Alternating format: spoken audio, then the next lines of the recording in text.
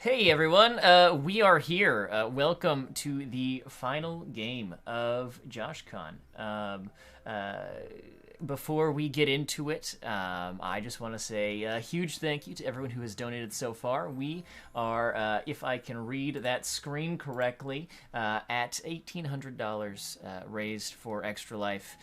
So that's great. Thank you so much for all of your generosity. If we reach $2,000 today, I will be giving away this dice bag made by Danny Yogani, or the Hoop and Loom shop on Etsy, as she goes by there. It's very nice. It's this nice pink peach color with little fiery phoenixes on it. So it's very cute, very, very adorable. I've been staring at this thing over here all week and been a little jealous of whoever gets it. So definitely, if we hit 2K, we will give that away on stream, and we've got some more things that we can give away if we keep going and keep making more money for the kids over at Extra Life. So. Yeah, we do have two giveaways that we're doing this stream, no matter what happens. At the break, we are giving away this incredible t-shirt that you can see now on screen from Session Zero. It is a little baby owl bear. Oh my god. Isn't it so cute? It's Oh, I love amazing. I So want it. at the break, we're going to give this away. It's like phenomenal. Seriously, it's the cutest shirt. I want it. I want it so bad. And then at the end of the game, we will be giving away one giveaway or one D&D Beyond code for Tasha's Cauldron of Everything, courtesy of D&D Beyond. So thank you very much to them for providing some cool things for us to give away. That being said, I'm going to take a back seat and let you run things here. All right, sounds good. Hey everyone, I'm Steven. I'm at _BadDM on Twitter. Why don't the rest of you introduce yourselves real quick, say who you are, and all that kind of stuff, and then we'll jump into the little adventure we got going tonight.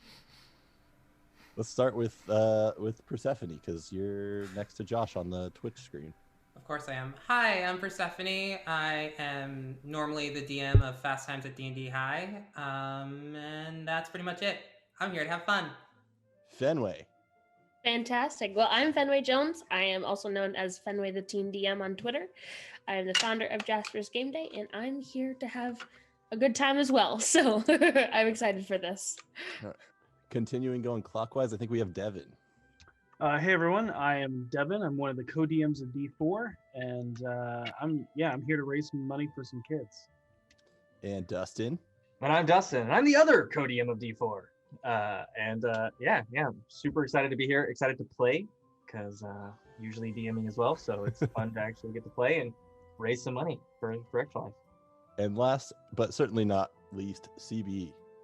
Hello, I am Omega Jones, also known as the Critical Bard. Critical Bard across all social media channels. I'm an active vocalist, hot mess, and I'm also here to support this group of folks raising some good-ass money for a good-ass cause. The most beautiful hot mess. All right, so let's jump into this. For a little bit of background, the five of you, I can math. 6 of you. The 6 of you are known as the Brats, an adventuring party in Faerun. About a week ago, you received a letter. About a week ago. Says, Brats, your exploits throughout the land are that of a growing legend. Your abilities and skills are being sung in taverns and by travelers throughout Faerun.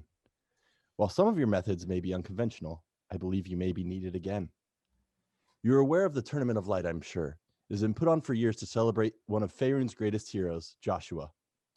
He was such a force of love and beauty, and is considered by many of us who follow in his ways of soon to be one of her greatest champions. And this tournament is a sacred time for us. But we believe there are forces at work to bring chaos and destruction to the peoples of Faerun, and indeed to tarnish his great legacy. We believe that we need contestants on the inside, not only to compete, but to be ready and alert for any sort of evil or nefarious deed. You may be Faerun's best hope. Signed, Keelra Dallin, Priestess of Soon, Bringer of Love and Beauty. So a week has passed as you've traveled to the region just outside of Neverwinter. You've arrived at the tournament grounds. The area is sprawling with peoples of all backgrounds. There's games and entertainment. The smell of sweets and food and drink fill the air. You'll hear children and adults alike laughing and celebrating. Beyond the small booths is a large wooden arena arises on the horizon. The majority of the masses are moving towards it, carrying their favorite snacks and drinks. As you make your way towards the arena, you see quizzical looks of the masses as the 6 of you walk by. But there's a sign that says tournament contestants, and you're greeted by a small halfling whose cheeks are red and he's flustered. There's beads of sweat on his brow and lips, and he's furiously trying to pick up what appears to be a pile of papers spilled on the ground. He says, please give me a minute.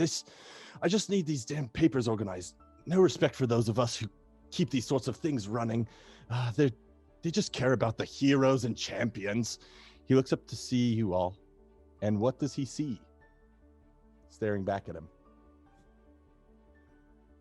A mess. Yes, and Another mess. And what do those messes look like? I'm scared. I'm very scared. I'm very scared. This was in tandem. Should I go You just gotta first? looking like, yeah, they don't look out for the small. I know, right? You just gotta look out for us people over here. That's what we're gonna do, look, we got 2 gobos. We got this guy in the trench coat. I don't know what he is, but he looks like a red goblin. He rolls with it. He's pretty good. Yeah, he's pretty good. I mean, his name's almost as good as mine. It's Grub. It's not quite as good as Grubbo, but it's all good. It's what we're gonna do. But anyways, you're about our height. I think you're pretty good. You need papers sorted. Talk's got it. Come on, Talk. You're good at papers, right? You see a very tall, about 7'1", Warforged, who, for lack of a better word, is shaped like a grandfather clock. Even has a really big clock in the middle that's always ticking, no matter what. Even if it's not the right time, but it's always ticking. For the most part, it is though. And they just look down at the 2 goblins and goes, "They are correct. I am very informative." And there's 2 more of you. I'm not even familiar with what you are. Sorry. And he looks towards towards Zoxy Fenway. Mhm. Well, that would be because I'm not from around here. I'm from something known as the Feywild, but that's not a lot of people have heard of it. But I am at what's called a satyr, and in front of the desk is a tall satyr. She's about 6'1", somewhere around there. So it's oddly tall, and she has those like ram horns with like gold chains strung in between the 2 of them, and a leather like jacket almost on her. I'm not great with papers. It's not your business. It's fine. I'm actually quite good. There's just someone ran by and knocked stuff over, screaming for autographs. It's just whatever. And then he looks over at you, Persephone, and says, "I assume you keep this lot together?" Oh, what makes you think that I do that? Just mostly my encounters with the other 4 thus far. Oh, sweetie, I'm sorry. Do I look like I'm in charge? No, that's not me. So you see a very short, oddly short for a half-orc woman. She's about 5'5", extremely curvy, green skin, platinum blonde, Marilyn Monroe-styled hair, just covered in weapons from head to toe with this long, billowing cape. And she just looks slightly confused about everything that's going on at any given moment. So then I guess it falls to the kobold, then? on, you guys. You're embarrassing me in front of this newbie. You see in front of you a short, like 4'2", maybe pushing it, maybe a full 4'3", kind of copper brown kobold with kind of tattered armor on. It's you probably shouldn't call it armor. He carries a maul over his shoulder, which is basically just a stick with a rock tied to the end of it. But what you notice more than anything else is just how much his impressive musculature shows through the scales on his body. He is the most buff kobold you have ever seen. Is like the height of Danny DeVito with the muscles of Arnold Schwarzenegger. So Oh, he's you're the third twin. Got it. like a swobold. Yeah, like a swobold. Shout out to Kobold Press who created that. So he's looking at you puzzled, and he looks up at his sign and he says, are you all in the right place? Are you here to compete? We are always on time.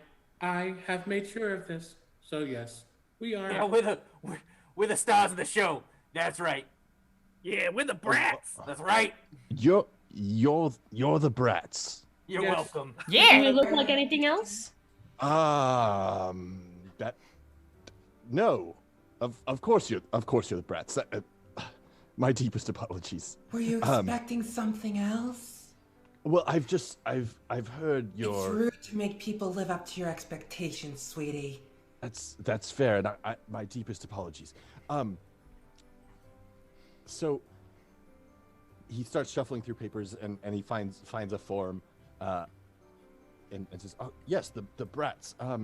Kira mentioned she was waiting for you. Actually, I just need a quick little signature saying that you don't hold the kingdom responsible for any things that may or may not happen in the tournament." And then we can. It's fine. You don't have to sugarcoat it. We know you're a fan. You can have our autograph. Yes, yeah, I know. It's all good. You got Grovo the Gobbo here. You got Reek, you're probably the most infamous bard around. I mean, come on. I mean, we know. I mean, look at us. We're like, but I mean, he's got all the brats. That's true. Yes. True. That's very Yes, true. yes. Autographs would be so lovely. It would mean the world to As my. they're talking, Talk takes whatever writing utensil and just like absentmindedly writes brats, period, underscore, and then writes time is, and whatever time it is, and then gives it back. There's actually a period between each letter. Oh, I did not know that. My apologies. Calculating this into my form. And What's the periods for? Does brats stand for something? yes, it stands for calculating. It stands for Battle Ready Adventuring Team Syndicate. Oh. I believe Freak came up with this one. I mean, look, just because I'm the face and the brains and the bronze of the expedition, it doesn't mean anything. I'm not sure we would call you the face of the expedition. Look, I know we have our little thing going on back and forth, but we all know who the better bard is. According to my It's calculations, you. It's okay. I know it's hard. You don't have to rub it in. It hurts. It's like salt in the wound every time. Sand in the eyes. Pocket sand, though. Pocket sand. Yeah, we should get some. I like some pocket sand. Pocket sand legal? Anything's legal if you want it to be. Sure. Why don't you follow me? And he leads you into this arena, into what's essentially a green room. There's a huge buffet of the finest foods. There's casks of ale. On one of the walls, there's just a variety of weapons, and below that, there's a bunch of different potions and salves.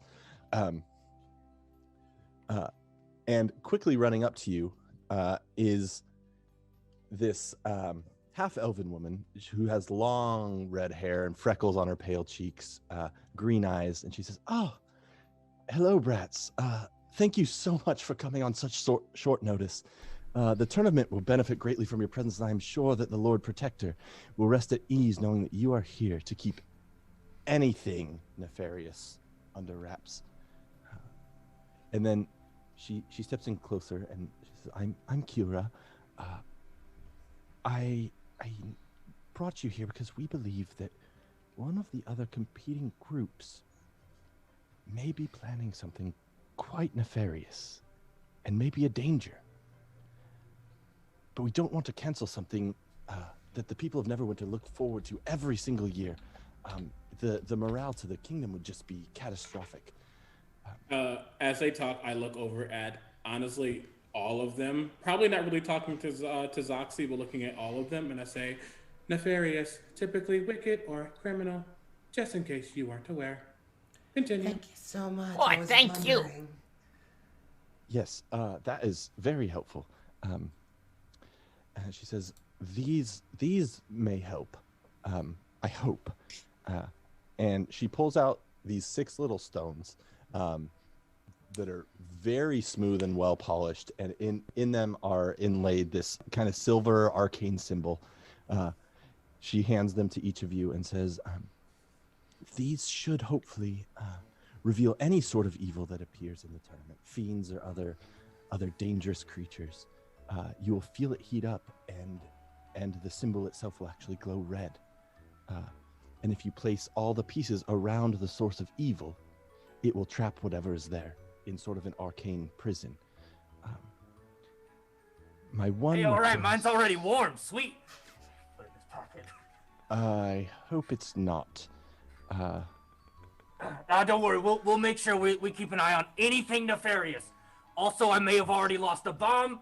If you hear a boom, it wasn't me. A bomb. What? This is a wooden arena, and you lost a bomb. I don't know what you're talking about. What? Why are you talking about a bomb? Who said anything? You're using a big B word here. This kind of. Let's not talk about things that could go, boom at any moment. Yeah. He looks at the rest of that I already lost. He looks at the rest of the non-goblins in the or she looks at the rest of the non-goblins in the party and do I need to be concerned about something? I wouldn't bother yourself. The bomb's probably back in the last town we came from anyways. Probably. Well, you There's might about need to be worried. There's about a 50% chance that it's there and not here. That means there's a 50% chance that it's here and not That there. sounds like good odds. That's really good odds. I mean, it's better than what I do when I make them. I would not If the worry. house comes down anyway. I would not worry. It might be a dud. Yeah, there's at least a 7% chance it's a dud. Those are good odds.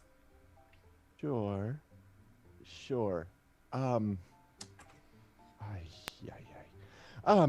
Anyways, as I was trying to say, it will warm up and glow red. And if you place all of them on the ground together, it will create an arcane trap. But my real one request is there will be thousands of innocent people in the stands.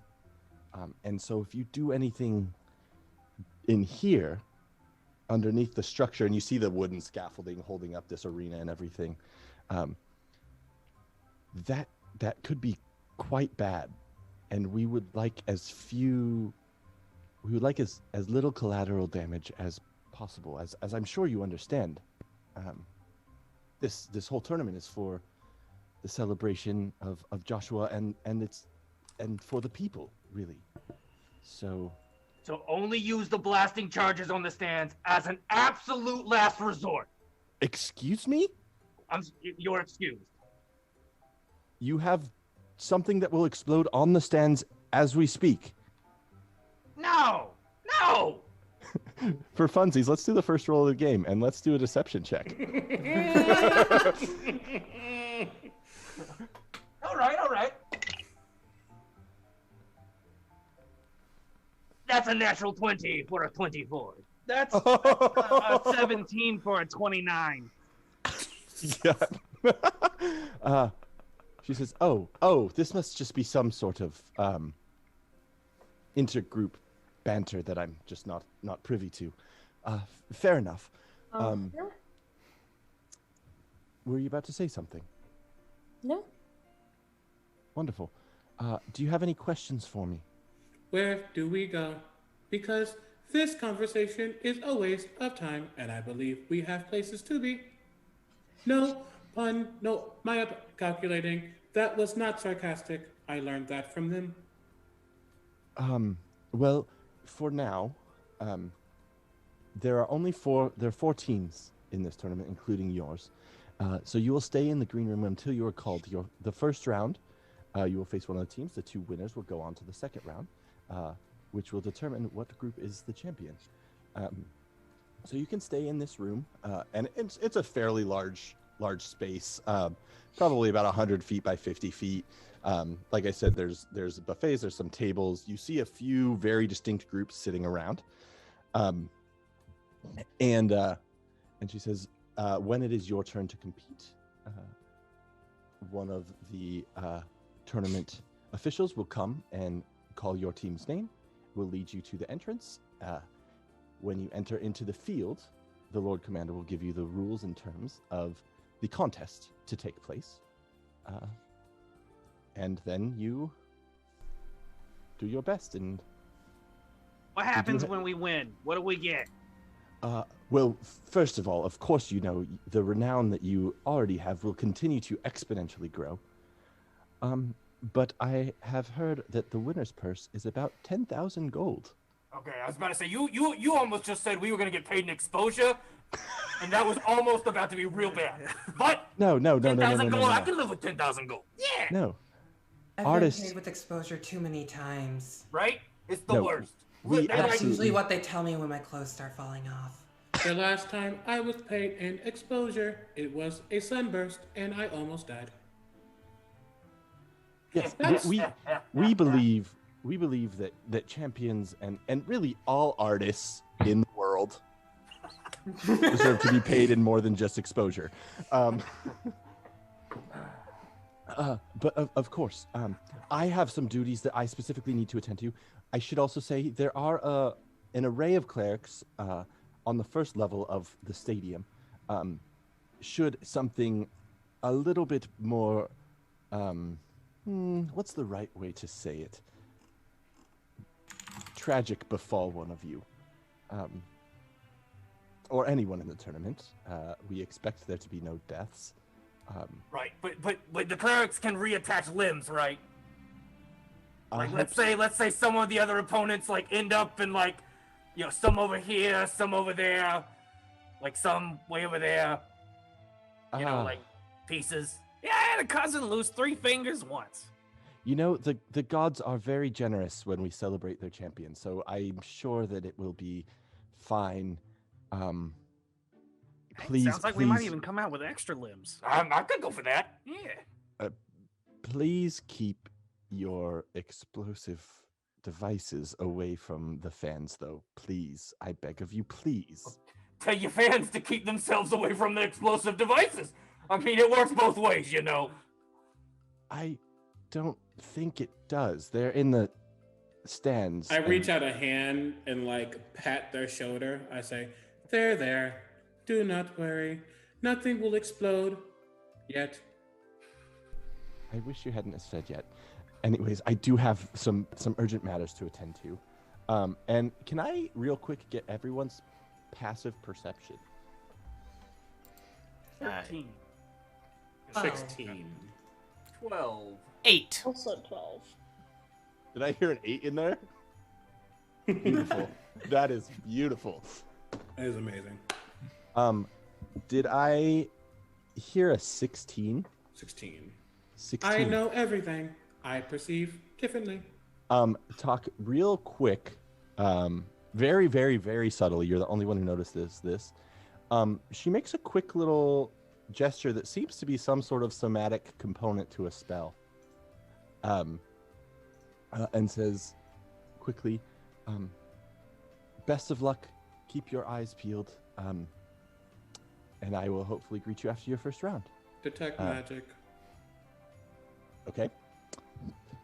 There is. You can see, and what you see, like as I notice, you see the hands kind of like go to 3. And it just stays there. It's like, Yeah. She glows with just a brief flicker of illusion magic that goes off in 2 separate directions. One follows the physical form that you see, and one goes the opposite direction. Okay, I don't say anything. I guess I was curious. Okay. As we see her walk away, I'm just gonna call out. And is all this foods here? We can eat all the foods, right? Of course, eat up. Thanks, Corey. You're gonna regret that offer. He's worried about his macros. And I am going to start devouring as much food as is koboldly possible. Amazing. So as you are in this room, as I said, it's about 100 feet by 50 feet. There's a few tables set up. There's this buffet. There's a wall of like weapons and other various items. You see kind of 3 groupings of individuals. There's a stupid fly in my room. There is a group of 3 very distinct looking teams. The first you recognize as a group of Nilbogs, which particularly you goblins would recognize if you are not familiar with Nilbogs. They're goblinoid creatures. They all carry these little staves. They're hooded. They are just a ball of chaos. And in 2 of them are holding leashes. And on those leashes are what appear to be 2 flail snails. A second group looks more like a classic adventuring crew. There's a Goliath with, on one shoulder is an enormous maul. On his other shoulder is a gnome who is bald, little glasses, all sorts of little doodads and whatnot, and a large, long white beard. There are 2 what appear to be twin tiefling sisters, dressed in some sort of clothing that would indicate that they have an affinity for the arcane. And then there is one other group in the back that is the most unique of these groups. It looks like there's a group of about 9 myconids, the fungus people, gathered around of various sizes and colors. And that's... I bet those are fun guys. And as you say that, one of them turns kind of slowly towards you and says, across the room, "That is our name. We are the Fun Guys. I'm sure you've heard of our exploits." Nope, just made it up. You're welcome. Wait, I don't get it. We are both fun guys and fun guys. So you're a lot of fun to hang out with, and you're also a lot of fun to hang out with. And as the one who's talking to you is laughing, slowly the rest of them kind of turn and look at you, and you hear as they all slowly laugh in unison with one another.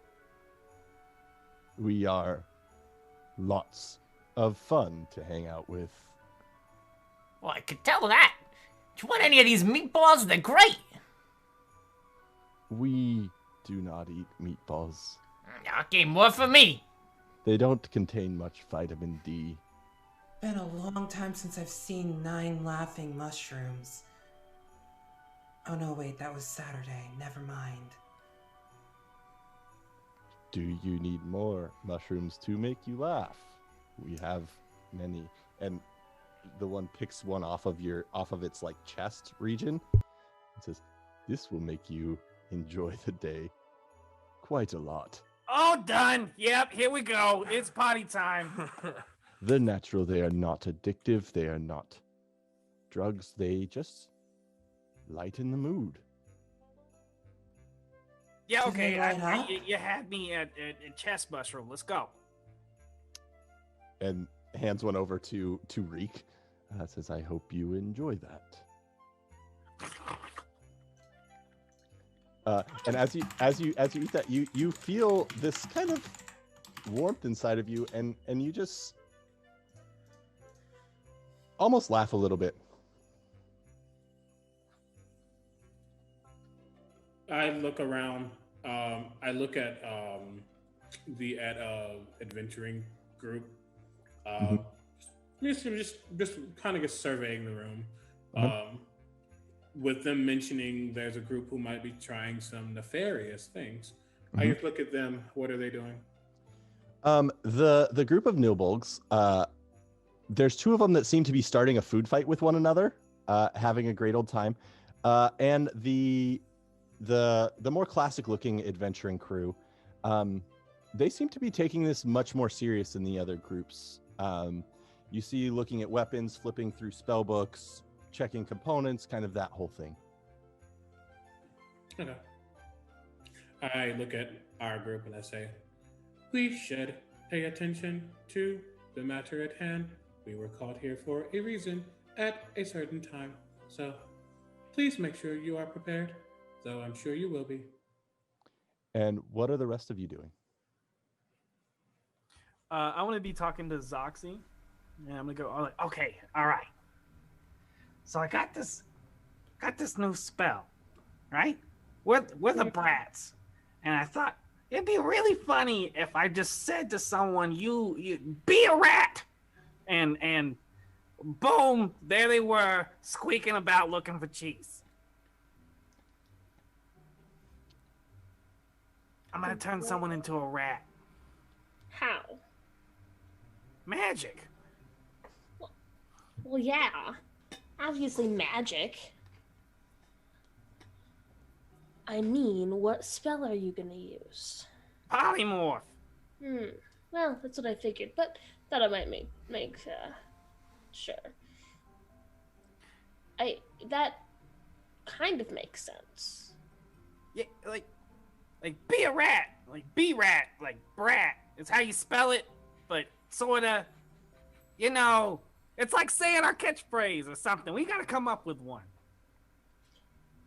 Do we need one, really? Are you sure about that? Yeah. Every good team has a nice catchphrase. I mean, we are a good team and we don't have a catchphrase. Maybe we're the exception. Also, what do we want to look like today? I can make us look like, and you want to be a bunch of cloud giants walking in? We'll scare everybody away. It'll be great. I mean, it would be great to look like a cloud giant, I guess. Okay, that's it. We're all gonna be cloud giants. It'll be seamless.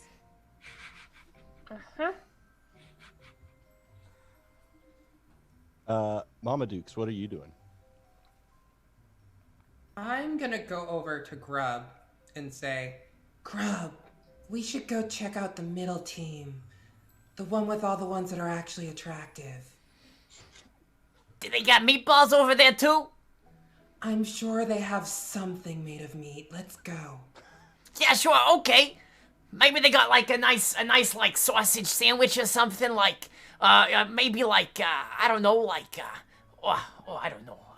Do you think they got chicken? Kielbasa or a hot dog? Well, sure, you could do that too. I was thinking more like, you know, something else, but like I'm fine with whatever, so long as it's tasty, right? Yeah, I suppose that'll work. Anyway, we're gonna walk over to that and see what's going on with them. So as you approach, the Goliath steps forward that has the gnome on the shoulder. The gnome kind of leans in, and you see him kind of cup his hand over his mouth and whisper something. The Goliath looks at you and says, "What do you want?" Oh, we're just coming over to say hi to the competition. You know, it's something that everyone should do. It's just the honorable thing. Yeah, you got any meatballs over here? I don't have meatballs. Damn it. The gnome taps him on the head, and he kind of leans in and says, after another little bit of whispering, says, "Why do you need to say hi to the competition?" Why don't you got any meatballs? It's just the sporting thing to do, right? Say hello before you beat someone to a pulp.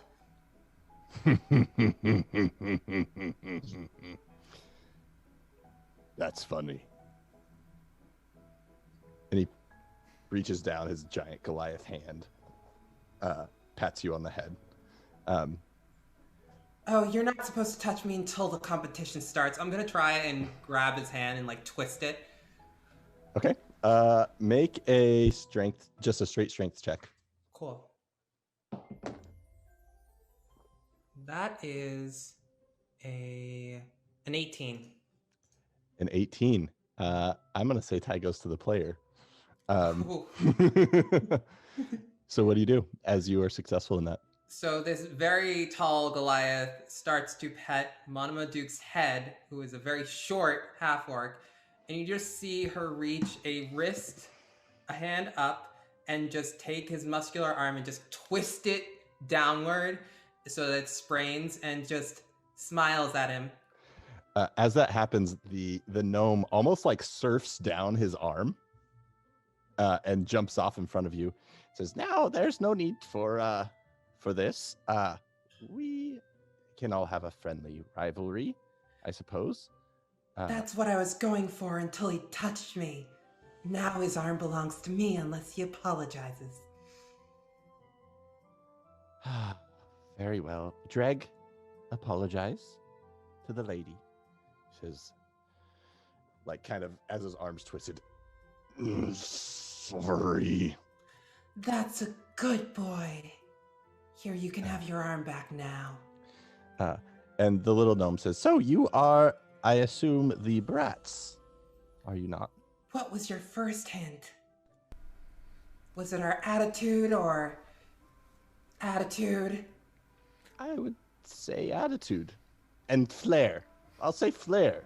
There's few adventuring groups like yours that have the flair that all of you do have. Well, it's nice to meet you. I'm Mama Dukes, and this little twunk beside me is Grub. Grub, it's a pleasure to meet you as well. I expect to see you all in the arena and see what you're truly made of, if those songs that I hear about are true. As this is happening, I have leaned down in front of Grubbo and Reek with a... You said there's a buffet around, right? Mm-hmm. Yeah, I get a piece of bread, and I look at it, and I look at them and go, "What does this taste like? I do not know. Am I supposed to consume? I can't consume. I need guidance." It tastes like it's carbs are gonna go right to your butt. Like it's just that's where it goes. At least that's where mine goes. I do not have a butt. I believe it is flat. I mean that's fair. That's fair. I mean it tastes like bread. You know, it's just I don't know. Bread. As you all are talking, the first, I just lost all of my words that came out of my mouth, that were going to come out of my mouth. Did you lose it around the flat part? Shockingly, no. No. So as you all are kind of talking and discussing, the first official, one of the officials from this tournament comes out and says, "The first challenge is about to begin. The first round will be the Brats versus Faerun's Finest." And with that, the gnome, talking to Mama Dukes and Grub, says, "It seems that we are set to face off after all." Yeah, the Brats versus the Double F. That's also my cup size. Let's go. Amazing.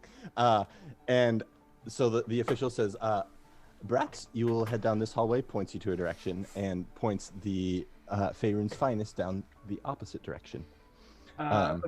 Okay, before we start heading off, I'd like to go to, you said there's like a Goliath in that group? Mm-hmm. I'd like to go up to the Goliath and talk to him for a second. Okay. They're like, hey, I know we're supposed to fight each other in a second, but look at my team.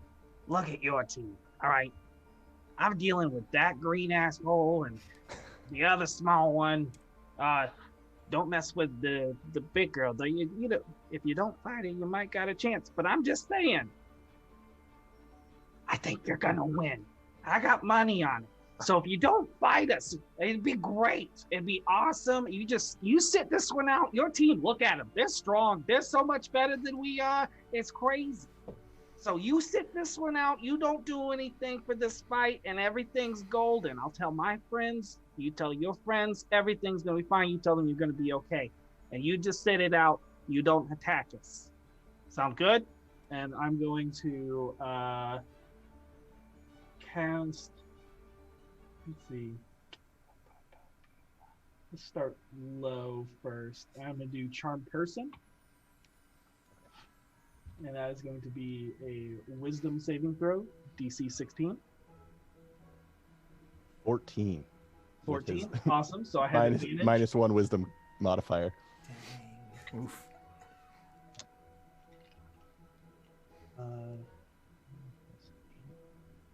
22 on the Persuasion. Okay. As you say that, he says, you do look very small and bad at adventuring. Yeah. I will not raise my hammer to you. Or my friends. Or your friends, yes, of course. You just sit this you one are out. all very cute. You gotta give us a fighting chance. Yes, of course. We want this. This is for the tournament attendees, for the fans. Of course. We gotta put on a show. If you just come in and you squish us all in the first, 6 seconds, that's crazy. Yes. You don't want to. That's wild, man. I don't want to see my own blood. Okay. Same. I don't either. I feel that actually. I don't like it when people run at me and hit me as well.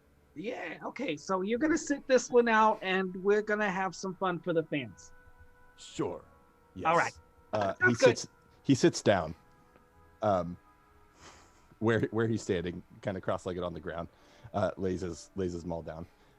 The gnome kind of yells at him and says, Drake, what are you doing? Come on. And he hesitantly looks at you, looks at the maul, looks at the ground, and says, starts to walk away, leaving his hammer. And you both go your separate ways. I want to take the hammer. I'm gonna go up to Mama Dukes and I'll be like, I got you a present. It's from him. He said that he wanted to give it to you, kind of like a winky wink thing. Oh, that's so sweet. I'm not interested in him at all, but I'll take the weapon. Oh, that right? Yeah, That's even better. Oh, maybe I should reconsider. It's a good man that knows that a girl wants a hammer. It is a very nice, extra shiny. There's these beautiful etchings and engravings in it, and it's actually a +2 maul. Oh my God. You two are now. Yeah, you gotta do it goblin style. That's how we do it. All right. And as we're walking in, Clean as a whistle. I want to bring everybody in and be like, okay, all right. So the big guy that gave her the hammer sat this one out. He might actually be in the ring. So let's not touch him until the very end, because I made a deal. He gave us the hammer. It was kind of like a win-win, only for our side though. But once everybody's done, then we all gang up on him. Sounds good? Yeah, it's a real good plan. All right. They was calling us brats. I'll try to keep the big booms into a smaller booms. I don't want to. So you don't want to. I won't blow him up. Yeah, exactly. All right. And I'm gonna cast motivational speech. And Talk, you were about to say something? Yeah. I'll say one thing, but also look at chat, everyone. Look at our chat. But as he's speaking, or even before, I don't know. You see a little compartment in Talk's head kind of open, and he pulls out this white little piece of, perhaps it's a pearl, and he closes it in his hand. He says, Grub, come here. This is, well, you know. And it's something he would expect by now. Actually, all of them would expect. As he presses that now fine powder onto your head, and the clock starts to whirl like fast. And he goes, "It is complete. You now have time on your side." As I cast Fortune's Favor on you, it takes a minute. And then, cool. And then I go over to Zoxy, and I say, "I know that you tend to be slower than most. That is not a bad thing, but I can help." And I take the next minute to cast Gift of Alacrity on you. So for both of you, Fortune's Favor for Josh, if a creature, if you make an attack or ability or a saving throw, you can basically give yourself advantage.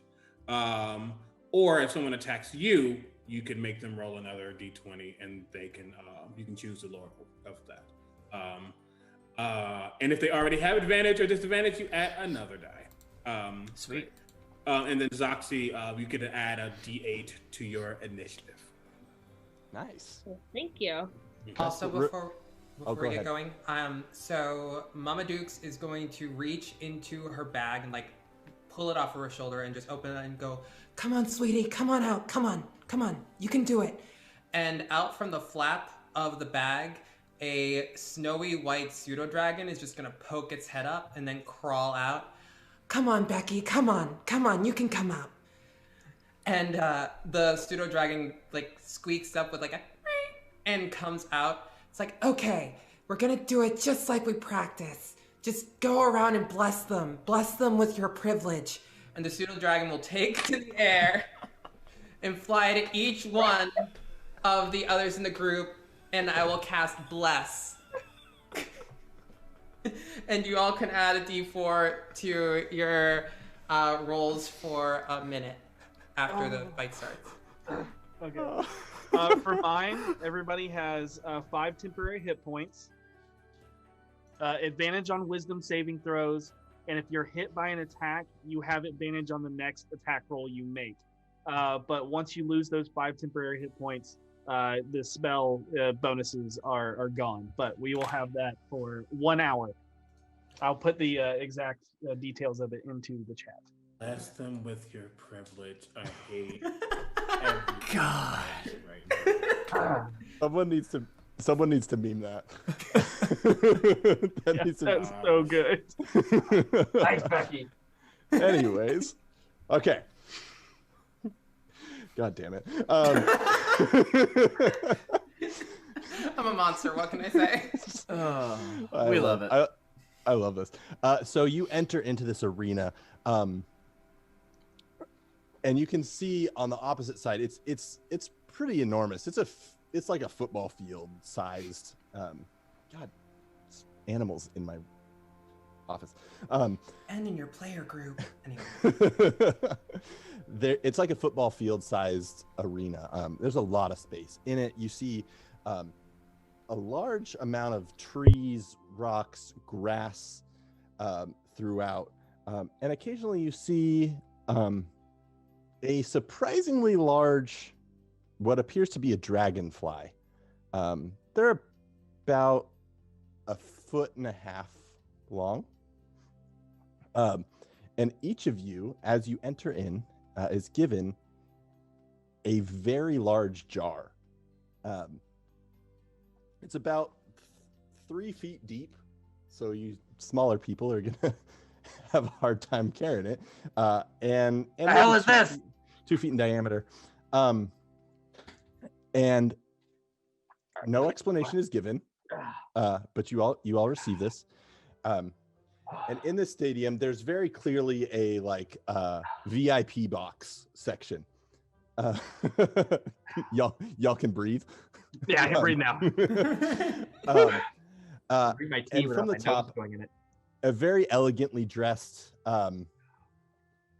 man, sword on the side, kind of more ceremonial looking armor, says, "Welcome, contestants, to the Tournament of Light in this first round." And the crowd cheers. This first round,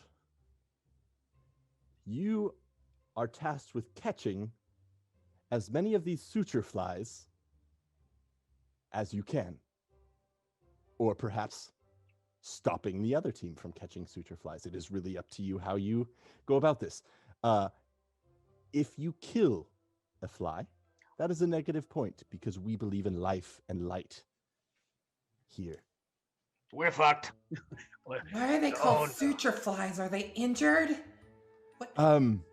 The thing is about them is they tend to sew things shut, particularly if a curse of any sort is muttered.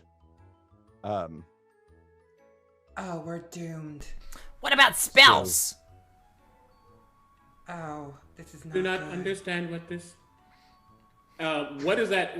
No, this is talking, but for me, it's like an anti-magic thing, or are they just? No, they literally, if they hear a curse come out of someone's mouth, they fly towards them and try to sew their mouth shut.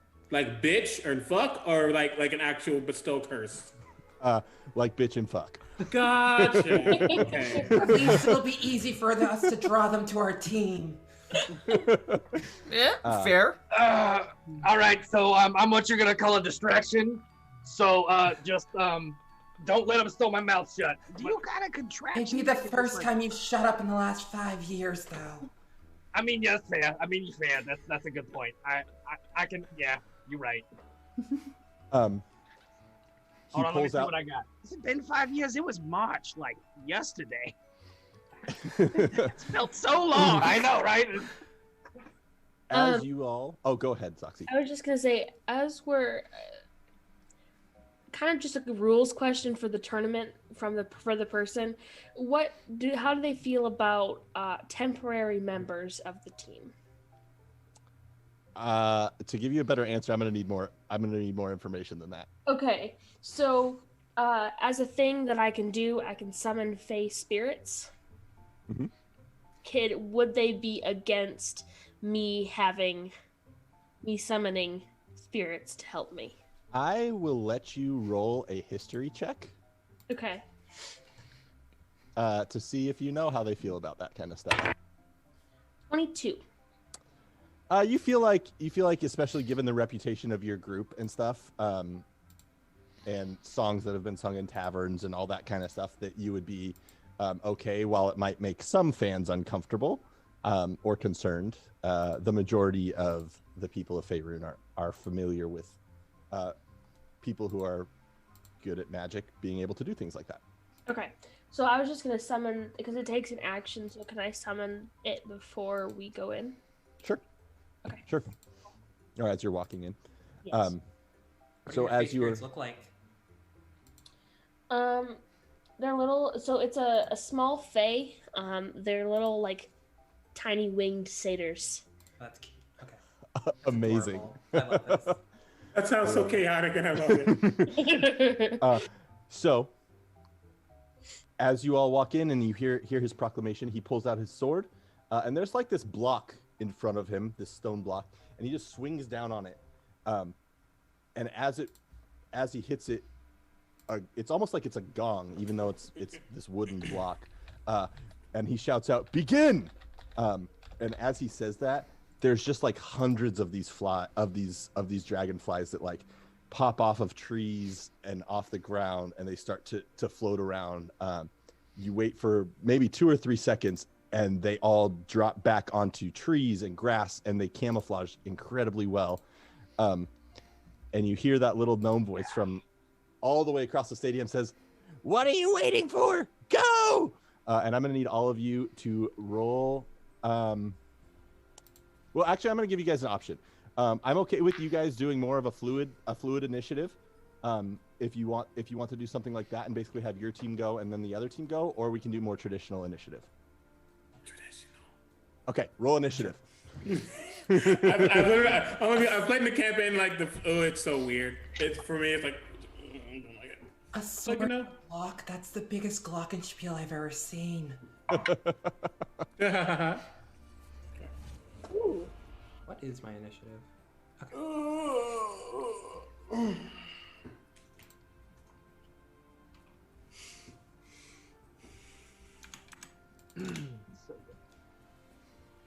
Okay, do we have 20 and up? I got a 28. Oh, damn. Well, Hell yeah, actually. Yeah. 23. Yeah, so Zoxy's going first. Uh-huh. 15 to 20. 17. 17. 15. That's Reek. So this is why I told you I'm not taking alert, because then my initiative would have been a plus 12 instead of a plus 7. I'm not doing it. And Josh, did you say 15 or did Persephone say 15? That was I 7. did. Yeah. Seffi? Mhm. Mama Dukes. Badooks. Mama Dukes. 10 to 15? 12. Yeah, and 13 for me. That was Dustin and Josh. Mhm. So Grub, Grub, Grub. and then Grubbo. Yep. Well, hey, I just realized this very second that we actually have very similar names. Okay. He's So- astute. He is on top of it. I got a Zoxy. negative to wisdom modifier, okay? You were related. The field is ahead of you. You watched as these suture flies rose up and then went back down. There's trees all around, plant life. What do you do? Can I see the other team? You can. They're more or less 300 feet away. Oh, okay. Are there suture flies near me? There appeared to be some close, probably from where you walked in. Are there? They're probably about 20 to 30 feet in. Okay, so I have a movement of 35. So I'm gonna move in, and Okay. then how many do you think I could fit in a? Hold on one moment. Well, as you move in, I'm gonna need you to roll a d6. I can do that. How about a 2? Okay. Yeah, you run in. Okay, so how many suture flies can I fit in a 30-foot cube? Oh, good lord. Let's find the right dice. About 30. Fantastic. I would like to cast Hypnotic Pattern. Okay. Perfect. Okay. I'm not gonna roll this 30 times. Okay. How am I gonna do this? You could roll 5 and group it in. Yeah, I think that's what I'm gonna do. So the first group of 5 rolled, and is that a wisdom save? Yes. A 12? That does not make it.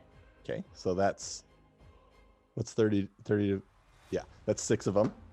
The next one definitely fails, so that's 12. The next group is a 15. Ooh, that might make it. Hold on. That does not make it, actually. Okay, so that's 18 that are hypnotized. The next one is a 17. That will make it. Okay. So that is 24 total. 6 got of you. them have not. Thank you. Last one. That's going to be a 7 total. So, no. Okay. 24 failed. Yeah, so 24 of them, as you cast this hypnotic pattern, just start to kind of like rise up, their wings doing the little dragonfly fluttering, in awe of whatever this is that you're doing. Fantastic. So yeah, they're just like staying there. The hypnotic pattern, it basically says you create a twirling pattern of colors that weaves through the air. Each creature in the area who sees the pattern must make a wisdom saving throw. On a failed save, the creature becomes charmed for the duration. While charmed this spell, the creature is incapacitated and has a speed of 0. Okay, do they make checks at the end of their turn? Mm. Nope. Fabulous. All right, so you have 24 that are just floating, kind of hovering there, not moving at all. Anything else you want to do on your turn? I'm gonna have my little fey creatures move up to start moving towards the other team. Okay, sounds good. What's their movement? 30-ish? 40. 40. Okay, cool. And Talk, it is your turn. You said they're 300 feet away? The opposing team is. Okay. I will look at the group and I will say, at least one other can focus on the team with me. Everyone else should get the flies, and I look at Grubbo. Be a distraction, as you said. I got the fly. I'm gonna bring him right to me. I understand. And I will use my action and movement. Well, unless I need to roll a d6. You do need to roll a d6. Fuck, a 2. Okay. You keep traversing. So that's 60 feet. Okay. I walk towards the other group. Okay. And don't have any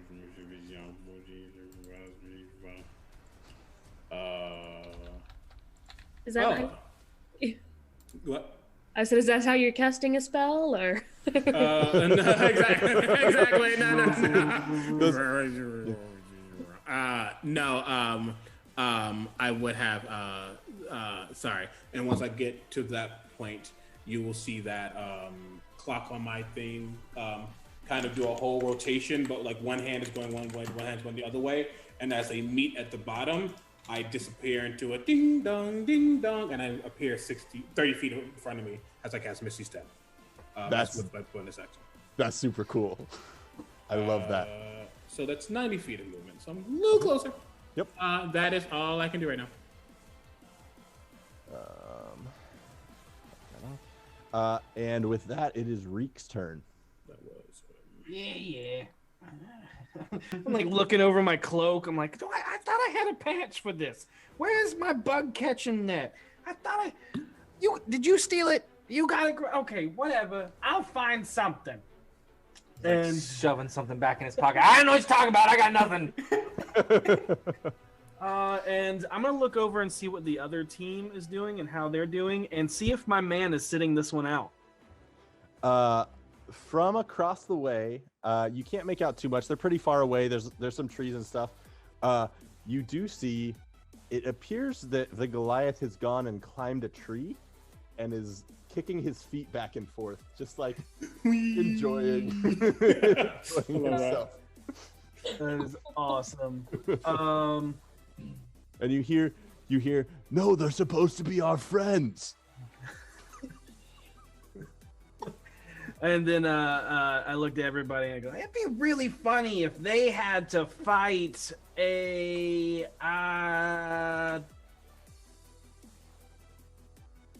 let's see. I pull from a card deck, Jack of Clubs, a Berserker. As a wild barbarian berserker appears 120 feet onto the other side of the other side. Okay. Can you remind me? That's Deck of Illusions, right? Correct. Is there anything about them perceiving it specifically in the rules for that? DC object? 15 intelligence, and Okay. it's an investigation check. So Okay. it's an action to do so. And real quick, remember, we are doing this for Extra Life. If you donate and you convince me in the chat that you donated, I might roll on a wild magic table for these folks. Yes. Just so you know. Yes. All of the yes. And anything else on your turn, Reek? That's my action. My bonus action. I'm gonna say, hey, Mama. I know I got you a hammer. I should have gotten you a net, but you know what? You got big hands. A lot bigger than mine. I think you can catch a whole lot. I'm gonna give you inspiration. Amazing. Are you moving at all? Or are you kind of staying put? I think you're saying something rude, but I'll take it. How much inspiration is that? I think I'm at D8. Okay. And I'll just wander in, but not like with a whole lot of purpose. Just kind of like taking in, like, okay, there's 1, 2, 3. There's at least 30 here. Roll me a D6.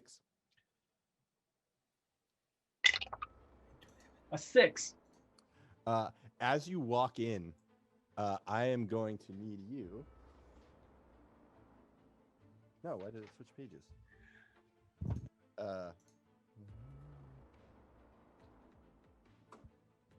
What is your AC? 16. A 16. So as you're walking in, you feel the ground beneath your feet kind of move a little bit.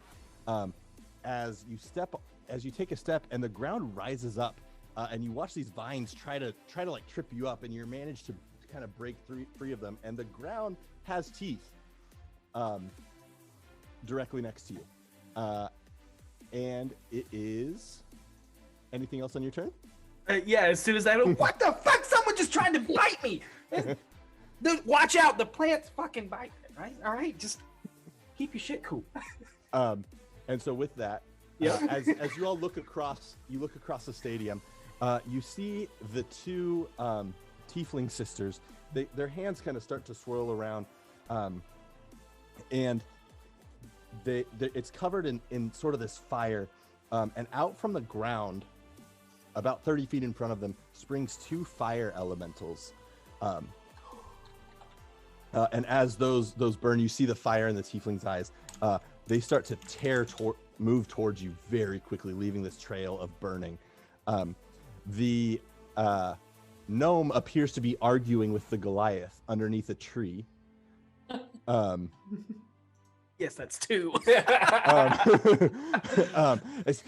Get down there. We need to get these. What? Do you want your bonus or not? And thank you for reminding me in the chat. And as far as a dollar amount, let's say like what?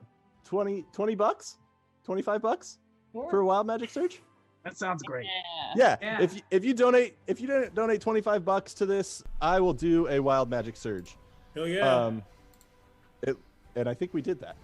So as those appear, I will also say, Reek, as you kind of cuss, the one of these flies goes flying towards you and latches onto your face. Got one. What'd you say your AC was? 16? 16. Damn. I'm mad about that. It starts to try to sew something into your lip. You feel like a needle pierce through your your lip below it.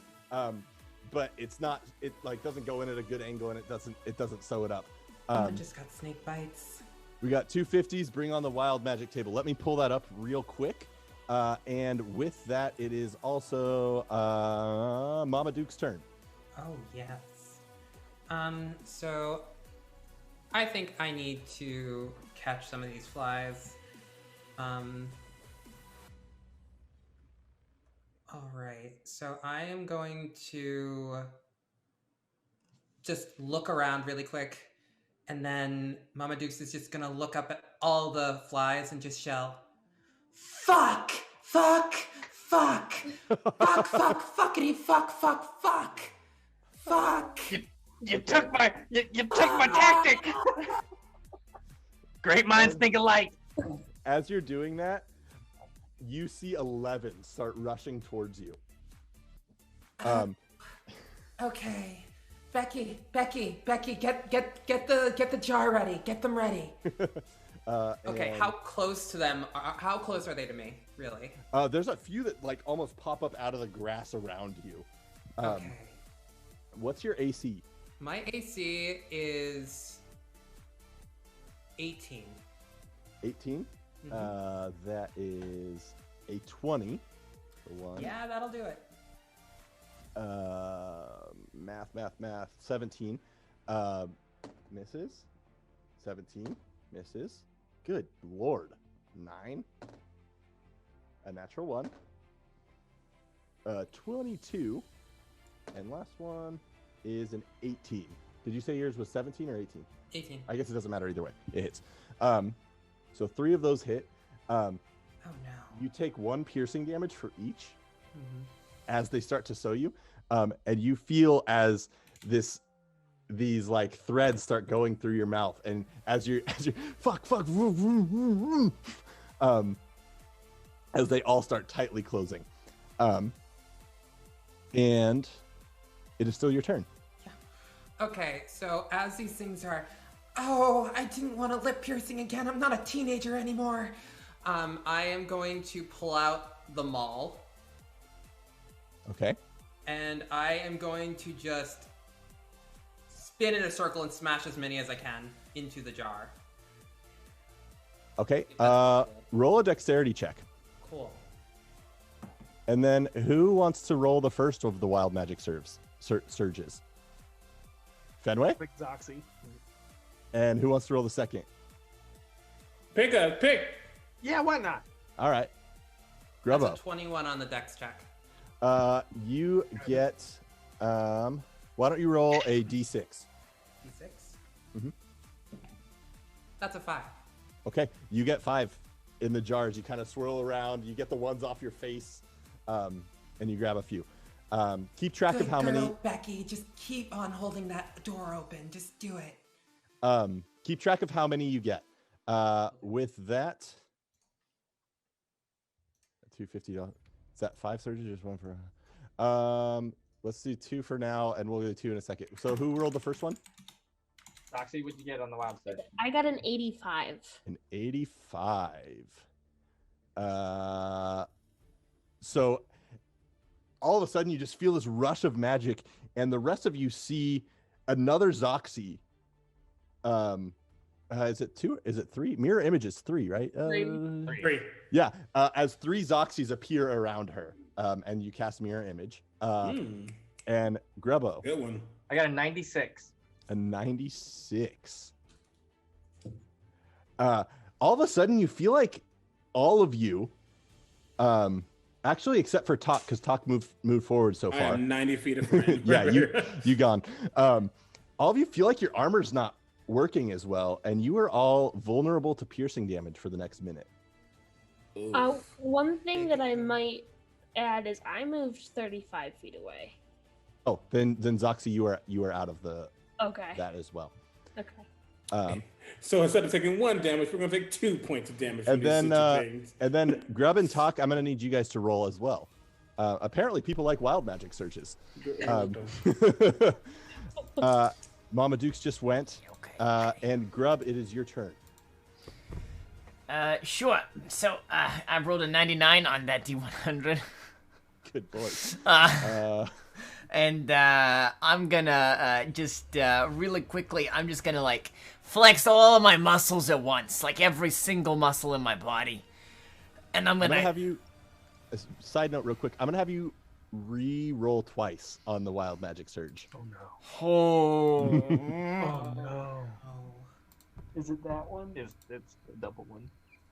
Technically, the 99 is regaining all expended sorcery points. Okay. And so I'm modifying that. Okay. Yeah, Cool. I got a 46 Okay. and a 58. So as you're starting your turn, you just start to float off the ground as you cast levitate on yourself. I'm okay with that. And then 58. Yeah. Oh no. Oh no. For the next minute, any flammable object you touch that isn't being worn or carried by another creature bursts into flames. So all of the trees. This is like the last person. I didn't do it. And we're in a wooden fucking here we go. Oh boy. Okay. And now it's your turn. Excellent. You are Great. floating. You're floating above the grass, though, so I actually feel like that worked out well for you. That's remarkably convenient. I'm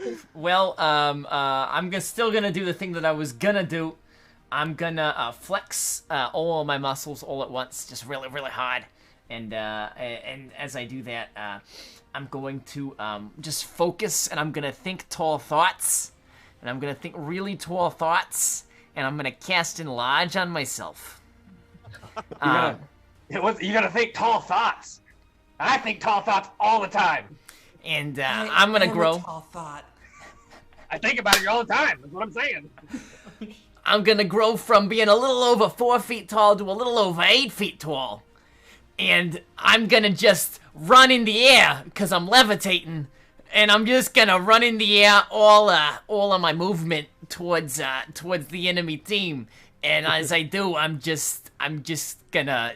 Well, I was gonna try to run and jump, but I can't jump anymore, so I'm just gonna run. Can you even run? Yeah, I was gonna check that real quick. Yeah, you can't even run. Yeah, you can't move forward with levitate unless you go back down. Well, you can choose to move with levitate. Up and down. think you can Vertically move- up. You can move vertically up to 20 feet, and you remain suspended there for the duration. So You can grab something and pull, but as soon as that happens, you're gonna catch it on fire. I ain't got nothing to I grab. will say, Grub doesn't even know that yet, though. I ain't got nothing to grab, so I'm just gonna be running in place in the air, just wondering why I'm not moving anywhere. And as I do that, I'm just gonna be like, I'm gonna get ya! I swear I'm gonna get ya! And just doing one of these things as I float in place and do absolutely nothing. Now running twice as full tall. Oh my god, I that's love it. amazing. I love it. That is maybe one of my favorite turns that's ever happened in D&D. Part of ever. Did I have you roll Wild Magic Surge? DB? Oh, sorry. Yes, 83. 83. 83.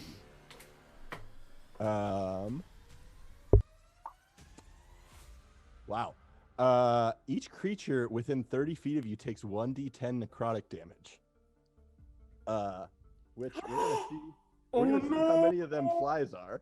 Technically, I didn't do it. Technically, I didn't hurt them. There went our winning score right there. Okay. So 17 of them. Why don't you roll a d10 for me real quick, CB? Whoa, low. 7. They just get knocked out. Pop, pop, pop, pop, pop, pop, pop, pop. 17 of these flies just start popping. Oh no! Oh no! You do regain. I guess you're not hurt. No. But you would have regained a lot of damage. Did you just If lose that makes you feel 17 better. points? Yes. Well, technically, did we do it, or was it just the magic of the Coliseum plays? No one knows. You'll have to find out when the scores are tallied. So we have Negative 17. Well, that makes 17 plus 2, 3, 4, I think you 5. I got 5. 5, so 12. Negative 12 right now. And Grub, anything else on your turn, or you're just giant kobold running in place, right? Unless there's some way for me to stop floating, I think I'm just kind of stuck here for the foreseeable future. You can go back down. You guess, yeah. And Grubbo, I'll figure that out next turn. It's fine. Give me a minute to float. Doxy, you'll be next. All right, it's Grubbo the Gobbo's turn. I'm gonna take my 5-gallon bucket and I'm gonna flip it over. I'm gonna step up on it. I'm gonna reach into one of my mini pouches filled with mini explosives, and I'm gonna pull out an orb with a button on it, and I'm gonna go. All right, how many of you fuckers can I get? Shit, fuck, hole, fuck, shit, fuck, fuck, fuck, shit, shit, shit. Damn it. Okay. Piss. And just you have obscenities. 14 flying towards you. Fantastic. As soon as they get within 20 feet, like all 14 within 20 feet, I'm going to push the button. I'm going to detonate a web right on me. And you're not moving, right? Nope. Okay. So what does that web do? It is a dexterity save, DC 14, and they will be grappled. Okay. I am going to roll twice for them, but I'm going to need everyone except for Zoxy and Talk to also make a dex check. Grubbo fails. What did you say the DC was? DC 14. 14. Okay. Oh, that's a fail for me too. I rolled a natural 1 and a natural 3 on the dice. They are restrained. So 14, as this web explodes out, you watch as 14 of these things just like stick to it. I'm floating in the air, so I rolled really high, and I'm really good. Amazing. Yeah, fine. What'd you get, Mama Dukes? I got a 12. Sorry. So Mama Dukes, you are also grappled. covered in white sticky goop. My Oh, bad. this is familiar. And, We have a child in this group. and And I, as that happens, I got 14. Got him. anything As I'm else? like webbed to my own sticky grenade. What does it take to get out of that? It will take a. They can use its action to make a strength check, DC 14. Okay. I And Zoxy. imagine these things are not strong. Okay, Correct. fantastic. So I am going to cast. There was something that I want. Okay, so I'm going to cast Shatter, centered on the 2 fire elementals. Okay. Let's do that. And as I cast this, I'm just going to look at them and say, "Well, you're proof that the gods have humor." And Whoa. and I'm upcasting it a little bit too. Okay.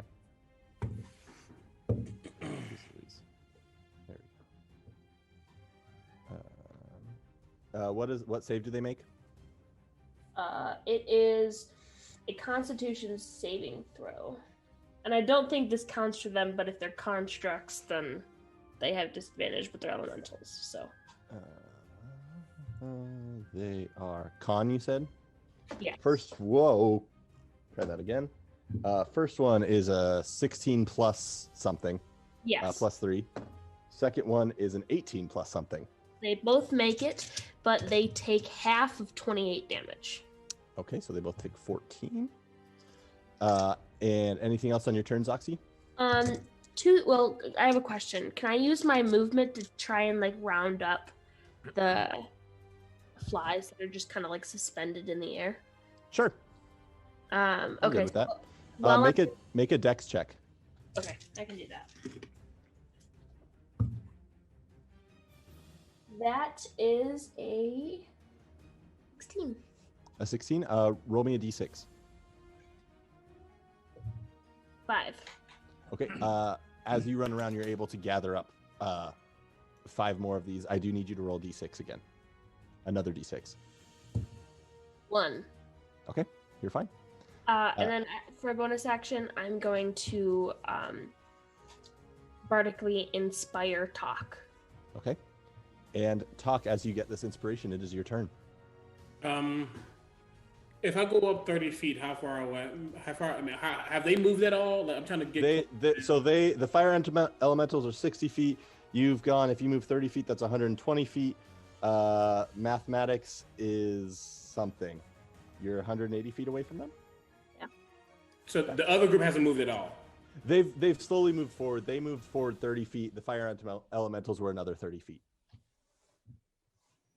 They are not getting close enough. Do you want them to be closer? Yes, I do, but I'm not. Oh my gosh! They fine, dashed on their okay. turn instead, and they're closer. Okay, it's No, fine. do what you want to do. We've got an hour and a half to play. Well, if they're closer, I'll move forward 30 feet. And as I do, this is more just flavor text.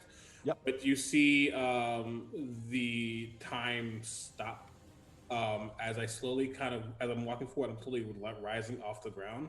And I say, this was a bad idea for you, for I am an architect of time. And I don't think you have enough. I need all of them to make a wisdom. No. Yeah, a wisdom save. Okay. 18 is the save. Fire elemental. So wait, let me see. Gnome, 2 wizards, fire elementals. I'm not gonna worry about the Goliath. The Goliath enjoying his time in the tree.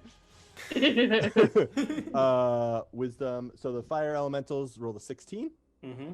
Gnome. Oh, geez. Rolled a 10.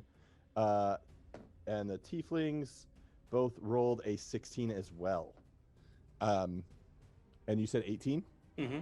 So that's all fails. Great. And And then- minus the Goliath.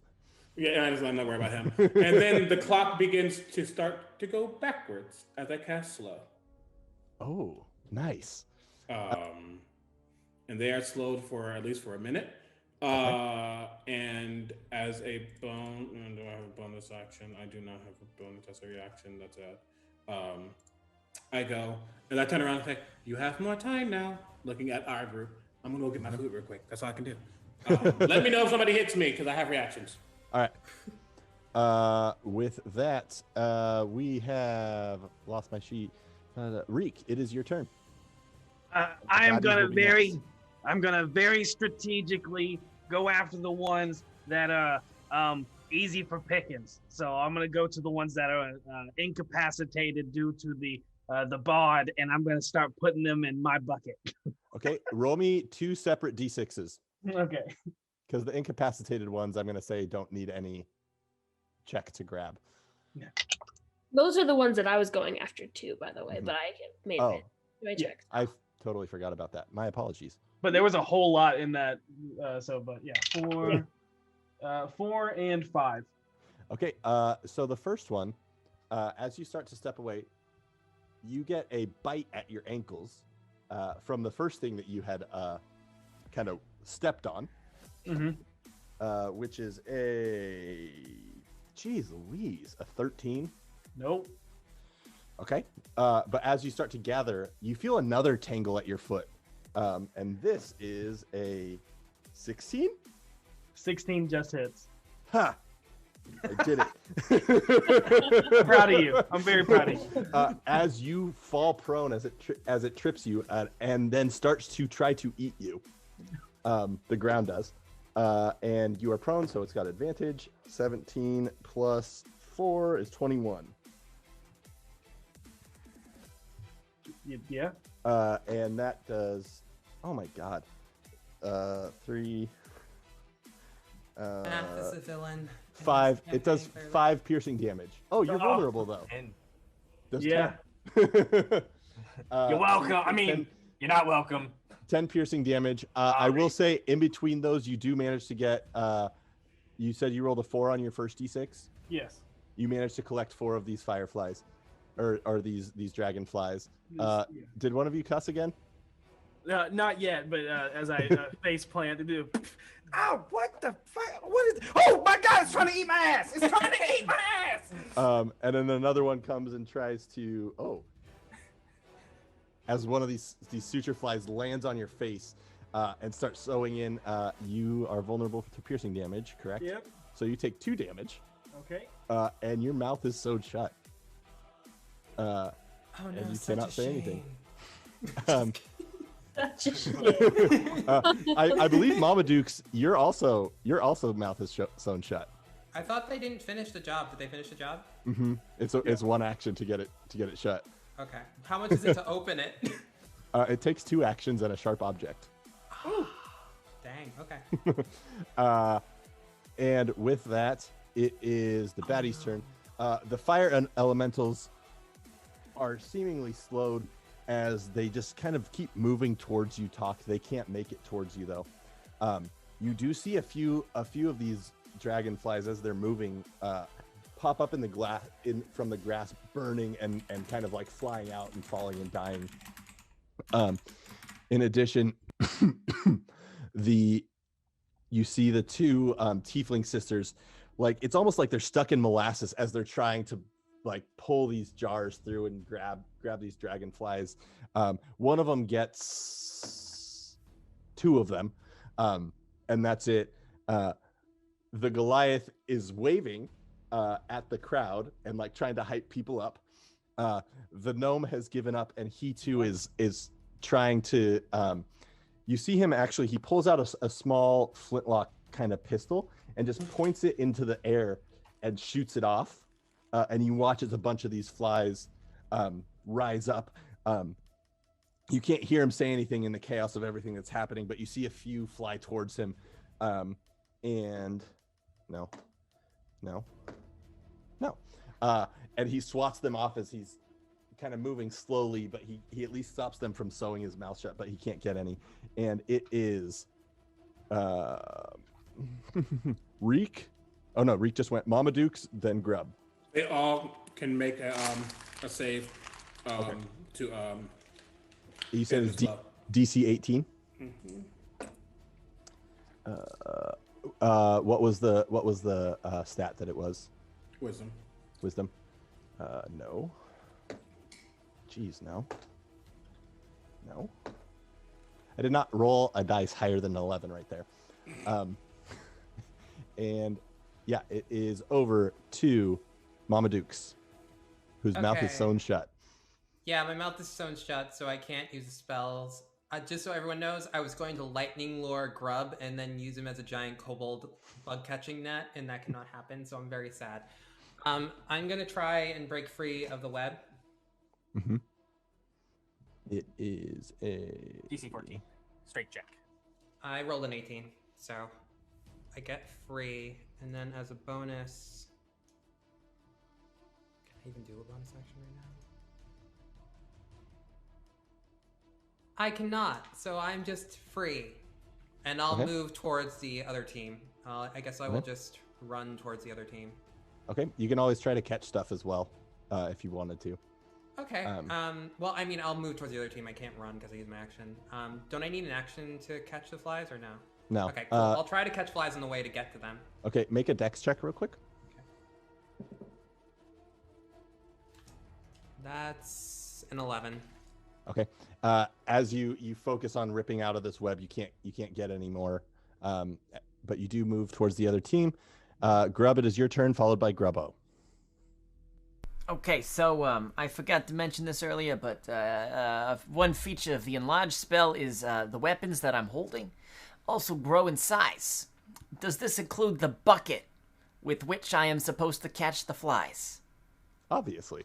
Perfect. So I have a bucket that is not just 3 feet by 2 feet or whatever the dimensions are. It's actually much bigger, as I am much bigger.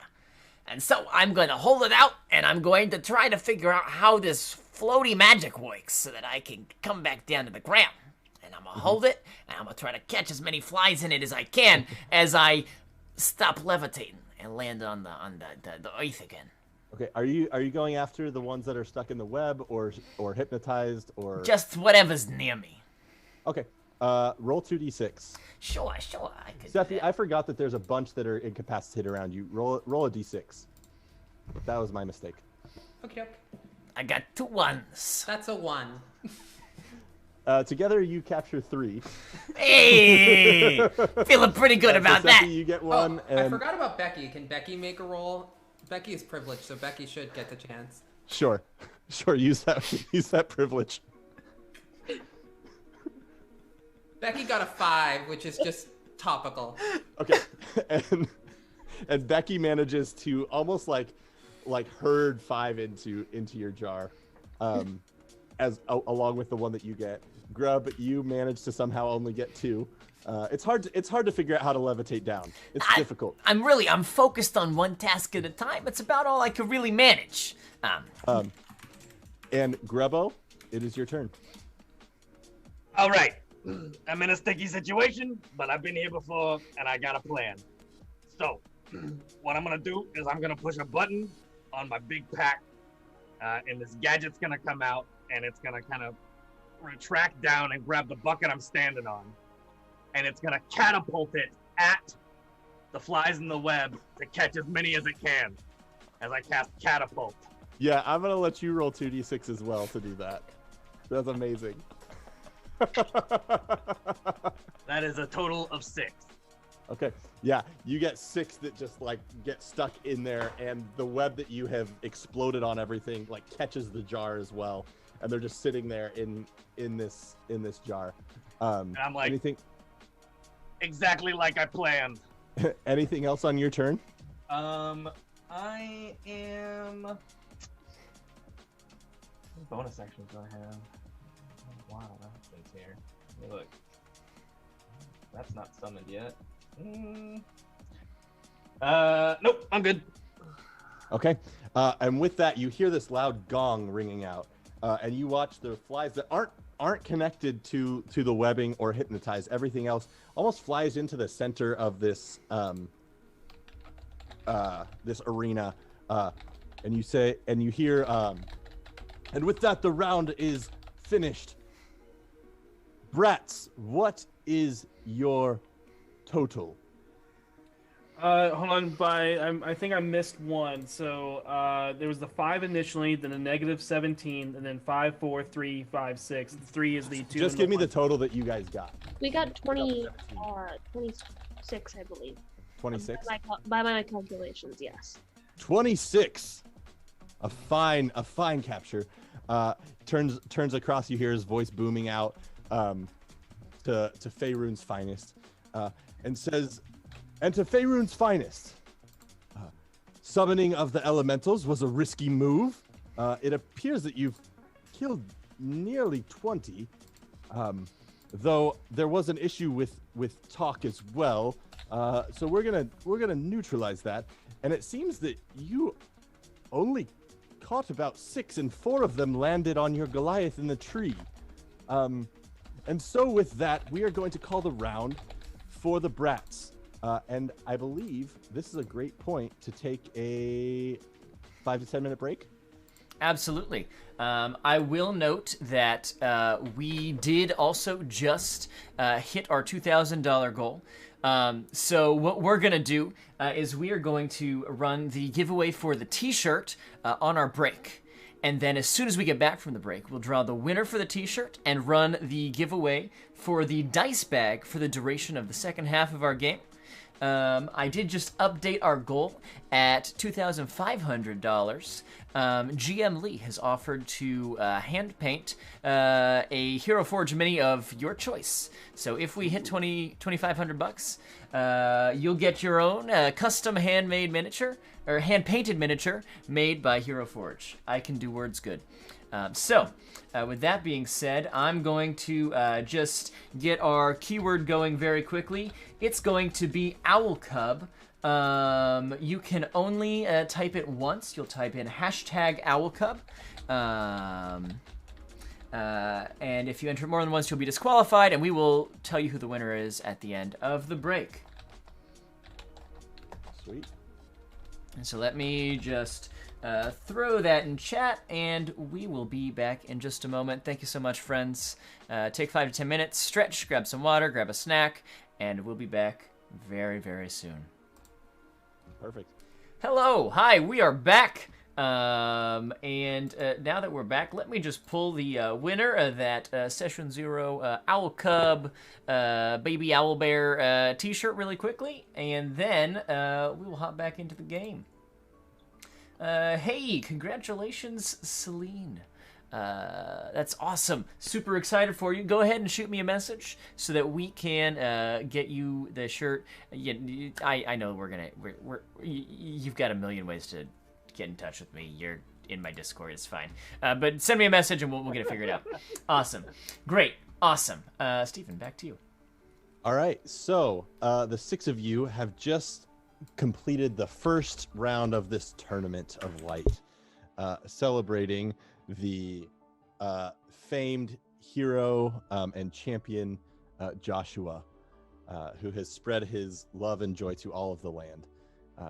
In this tournament, you just captured a whole bunch of suture flies in unconventional ways, and you have been escorted off of the grounds, and you're back in this green room. This time though, there's only one other team, and you look across the room and you see the group of Nilbolgs with their 2 pets flail snails, and that is who is remaining in this kind of green room. Is there anything you want to do in between rounds? How long is it between rounds? It's long enough for a short rest at a minimum. Get all my spells back. Arcane recovery, yo. I don't need that or that anymore. I have a question. Yes. What does the Goliath do when the spell breaks? Has it broken yet? They know they're charmed. I will say. I know that, but I want to see what happens. I will say he's not in this room with y'all, but you hear this voice booming through like the hallways of this arena. where the fuck is my hammer? Who gave away my hammer? And you hear like cracking and wood, and you hear this little voice. You walked away. What are we supposed to do? You're bigger than all of us. How dare you let me do that? You let them do this to me. And that just goes on for a long time. Oh man, that guy's pissed. Look at the hammer and then look at Reek. It was a gift. I swear. We were friends. He's just sore because his team lost the dragonfly thing. He's goddamn goblin. I don't even care. I just love this hammer. Yeah. While this is happening, has anyone ever played Castlevania Symphony of the Night? And if so, have you been in the not the clock tower, but the area where the big ass clock is, and it just silent, just tick. Yep. Tick. That is literally Talk in a corner as he meditates. That is my favorite Literally. of all time. That's all you're gonna hear. Silent, just tick, tick, tick. I got a hot day with those meatballs. Do they have any bulgogi? I really like bulgogi. They do. They do have bulgogi. Is there anything that you all want to do while you're in this green room? Yes, I would area? like to try and ask around to see what the next task is, because it's not a combat. So as the only other group is this opposing team that's in the room right now. But as you kind of ask about to this group, one of them in this little noble goblin-y voice is speaking to you in Goblin. It's surprising to see another one of us around here. There's not a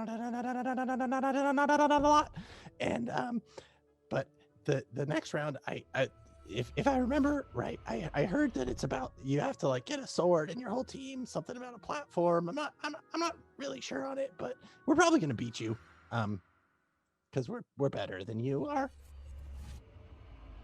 Yeah, you're probably right. No, I'm right. Like, what are your names? How many of them are you? What am I? Who are you? What's going on? Let's just talk. Goblin the Goblin. Well, we are the nefarious Nilbogs. And I will say, as you're having this conversation, you do feel a little bit of warmth in your pocket where that little stone is being kept. We have traveled the realms far and wide, defeating evil and bringing glory to the name of goblins and Nilbogs everywhere, using our friends, the flail snails. That sounds. Where does one get one of these flail snails? But look, I got a sword on me. I'll just give you my sword. You don't have to try and get the one in the game, and then we could just say you won already. How about that? No. No? Are you sure? I'm pretty sure that's what you want. I'm gonna cast Charm Monster.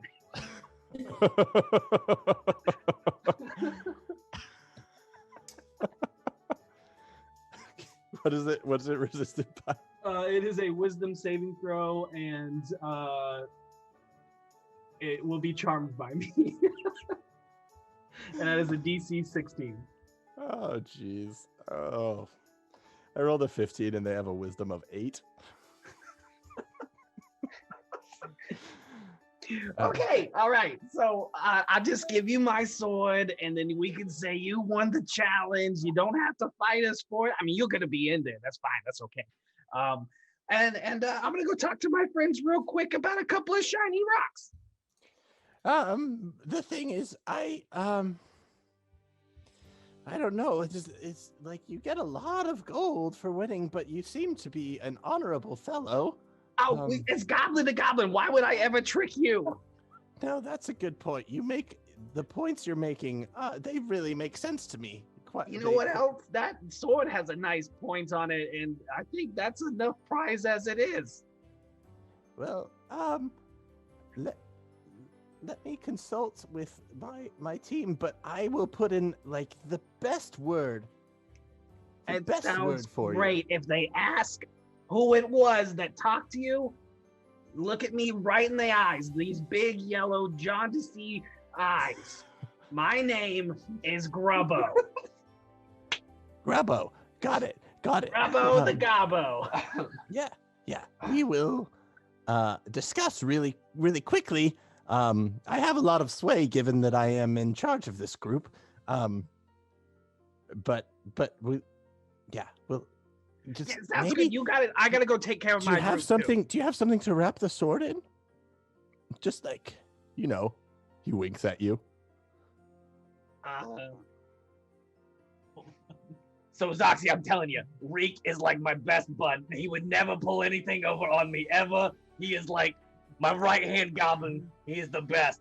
He's the greatest thing. I have yet to blow him up, and I think that's why. Uh-huh. Does Zoxy see the conversation that's happening over with Reek and the other? Why don't you roll a perception to see how much of it you catch on to? Can I also do a thing? Absolutely. So I can sense fiends and like in the area. Do I get any sort of like hint for them? There is a fiend in the area. Is it in their area? I can tell if I'm within 60 feet. You can tell if there's one within 60 feet of you. Can you tell exactly where it would be? You can check into I know the location of any celestial fiend or undead within 60 feet that is not behind total cover. There is a fiend in that group of nobles. Cool. Hey, go ahead. I was just gonna do your check, Zoxy. I was gonna mention something to you. I got a 15. You can hear probably 90% of that conversation. Maybe you can't make out every single sentence word for word, but you hear most of what Reek is saying. Did I hear specifically my name is Grubbo? Absolutely. Okay, fantastic. So I'm just gonna smirk and go, you might want to check with him and make sure he feels the same way. I know he does. And Grubbo's gonna turn and walk away. Hey, Grubbo, you want some of these meatballs? Oh, Grub, I'd love some meatballs. Let me come over there and get some of them balls. That's definitely what I want. Hey, did you realize that our names are really similar? I know. We've only had this conversation at least, once a day. Wait a minute. We talked about that before.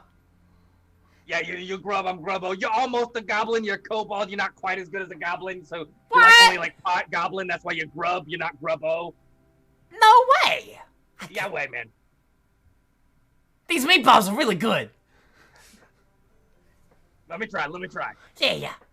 Yeah, they're not bad. They're not bad. And luckily, there's no hierarchy of races in this setting. But Sephi, you said you were gonna do something. I'm going to lean towards Zoxy and talk and just go, so I didn't want to interrupt them, but there's definitely a fiend in their group. Just saying. My daddy told me. Daddy looks out for me, and there's a fiend over there. Yeah.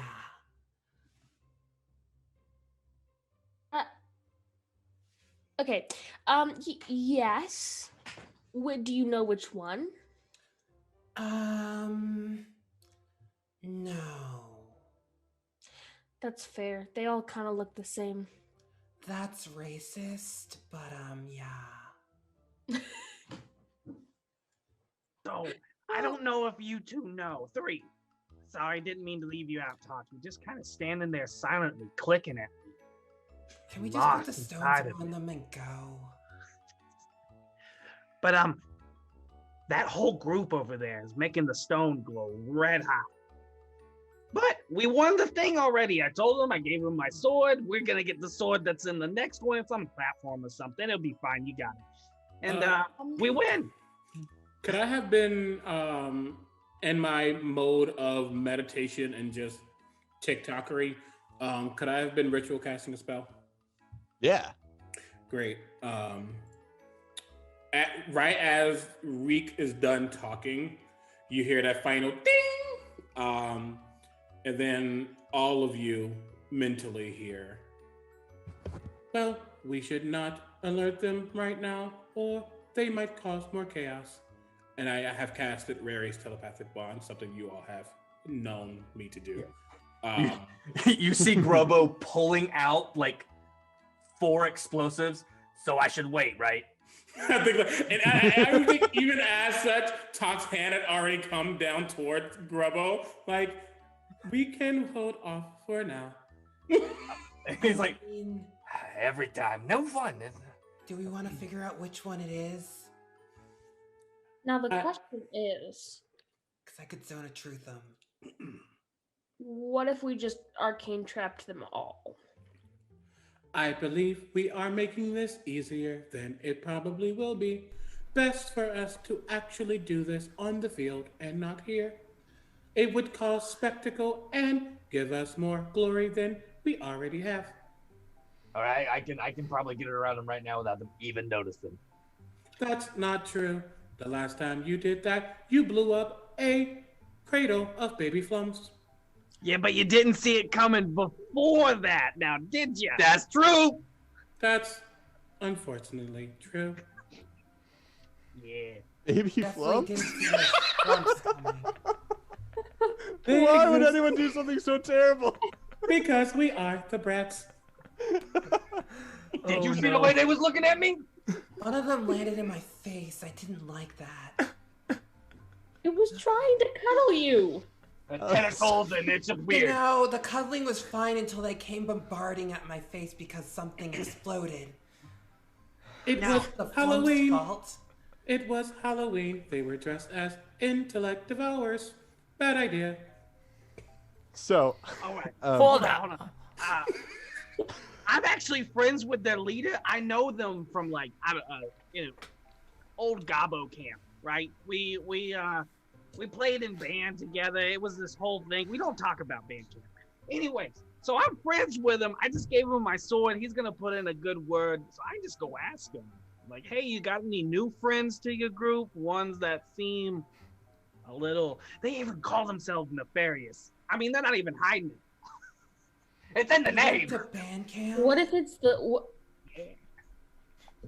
Yeah, what instrument did you play? Oh, I was the band. Like, I had a drum, I had a tambourine, I really had want a pie trumpet. right now for some reason. as this is happening, one of the officials from the tournament comes in and says, it is time for the final round. We have the Brats and we have the Nefarious Nobogs. See, time was not on our side like you thought it was. Best to do it on the battlefield. Ha, ha, ha. And he says, Brats, please follow me this way. And Brats it's been don't follow anyone when they tell them what to do. lead the way. and they kind of lead you back the same direction you came for the first round. But as you get to the field, this time the field has changed pretty significantly. There is maybe 15 different platforms of various heights. And in the middle, there is a 40-foot platform. And at the top of it, you see basically a sword in the stone sort of a thing. The Lord Protector stands up again and says, "Welcome back, my 2 final contestants, the Brats and the Nefarious Nobogs. This is our most traditional challenge. The first team that gets all of their crew around the sword will be crowned our champion. The only rule is try not to die." We Bring can do around the that. swordy. Got it. We do have clerics. How long does Enlarge last? Oh, I'm way small now. It's like Okay, a minute. Okay. My kobold friend down yonder. Yeah, I got a question for you guys. So let's say that let's say that somebody falls unconscious due to receiving a terrible wound. Does that mean that they are no longer able to stand up around the sword, and therefore that team cannot win? It would be the remaining standing around the sword. So what you're saying? Never mind. Cool. Thank you. You're welcome. He pulls his sword out again, and it just gongs out again, and we are going to stick with the same initiative order for simplicity, and so that I don't have to have you guys roll again. Steven, Yes. can Please. we say that I activated my sacred weapon before combat started? Sure. Cool. I'm absolutely good with that. And as it begins, you hear this like noble battle cry of just like these little screechy goblin voices yelling out. And Zoxy, it will be your turn, followed immediately by Talk. Fantastic. So I'm gonna go. Hey, Grub. Yeah, You want to be big again? sure. I can do that myself, though. Fantastic. So I'm gonna kind of like pat Grub on the shoulder, and I'm gonna cast Polymorph on him. Oh, With Polymorph, I forget. It doesn't tell me what I can change him into. Can I change him into a dragon wormling? Probably. I think it has to be a beast. It has to be a beast. It does. And the CR equals the character level. You're a 9, right? You can turn him into a T-Rex. Into a T-Rex. How tall is the platform? The main platform is about 60 feet high. The rest of them are varying anywhere between 10 and 50. Okay. I'm gonna turn him into a T-Rex. Into a T-Rex. Okay. So as you pat him on the shoulder, Grub, you feel yourself just start to change and grow, but it's different than when you do it on purpose. Your arms get really, really short. Your legs continue to grow and grow and grow, and your head changes shape a little bit as you are this T-Rex. And why don't you describe what you look like and what's going through Grub's mind? As I turn into a T-Rex, okay, well, first I'm gonna mention that my intelligence drops like a rock, but my wisdom actually goes up significantly.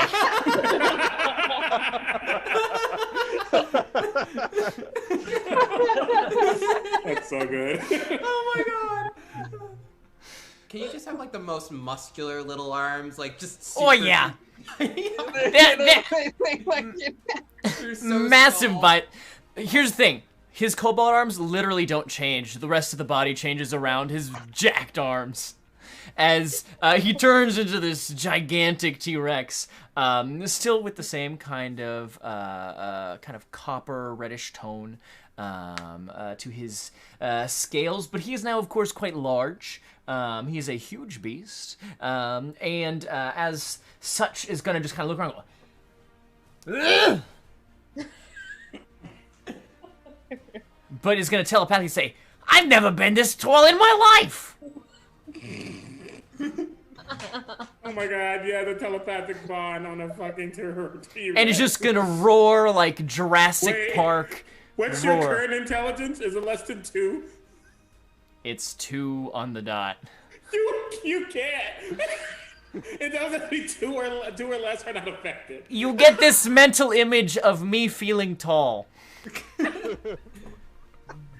Oh no. Reed goes, whoa, Grub. I don't know if you can hear me inside there, but you just turned into a full-blown dragon. I flex. Yeah, a little arm. What size is a Tyrannosaurus Rex? It's a huge beast. Huge. Huge. Boy.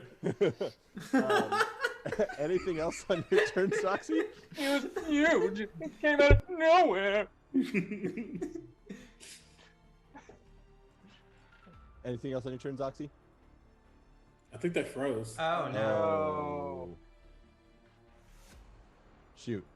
Well, let's keep going, and Probably hopefully, not. no. Hopefully, she'll be back, and the cameras won't be too ruined. Actually, it's kind of perfect right now. Talk. Talk. It's your turn. Window. I'm assuming they're 300 feet away again. Yeah. You love doing this. Okay.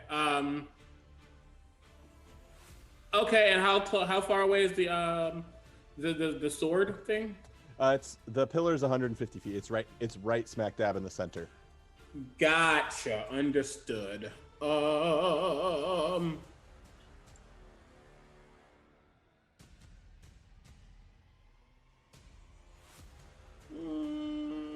Let me look down real quick. Can we do anything right now? Is there anything else I'm gonna really do? Okay. Yeah. I looked. Oh, it's gonna be good. Let me make sure, because that's. Hold on.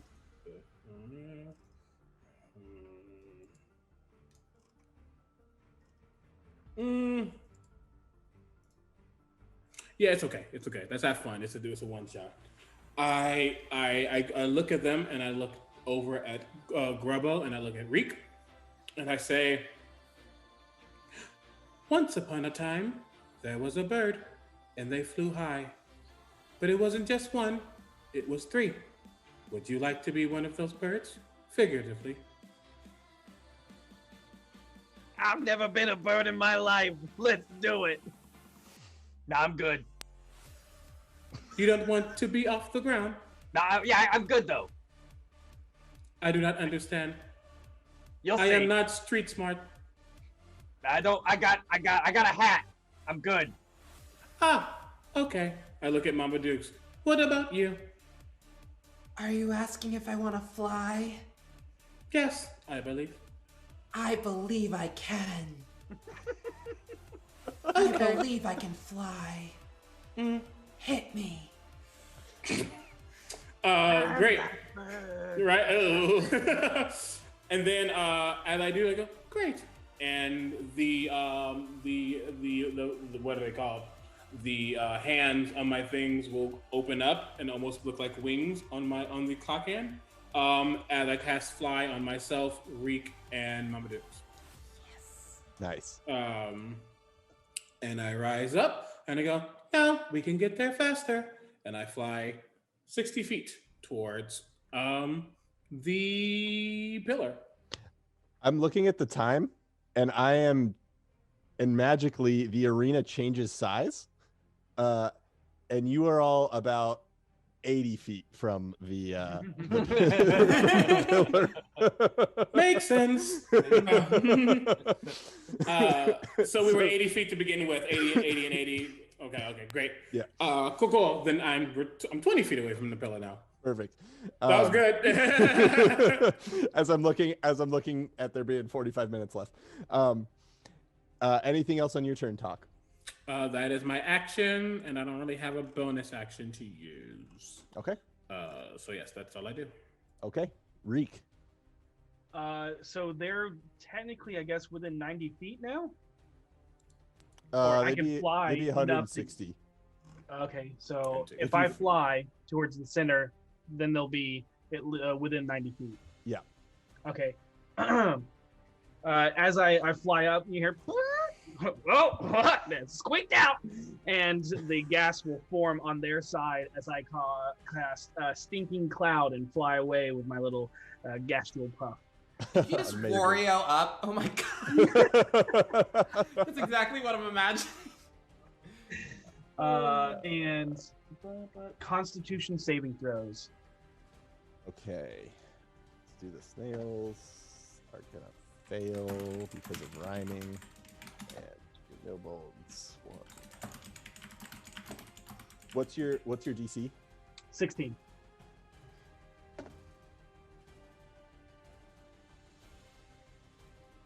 Okay. 3 pass, 3 fail of the Nibelgs, and both the flail snails fail. Okay.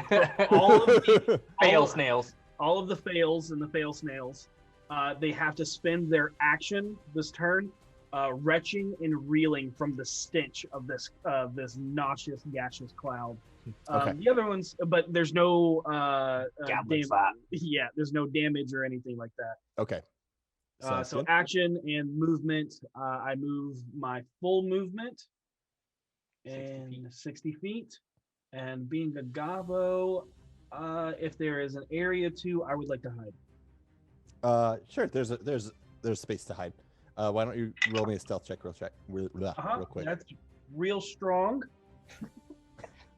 10. Nice.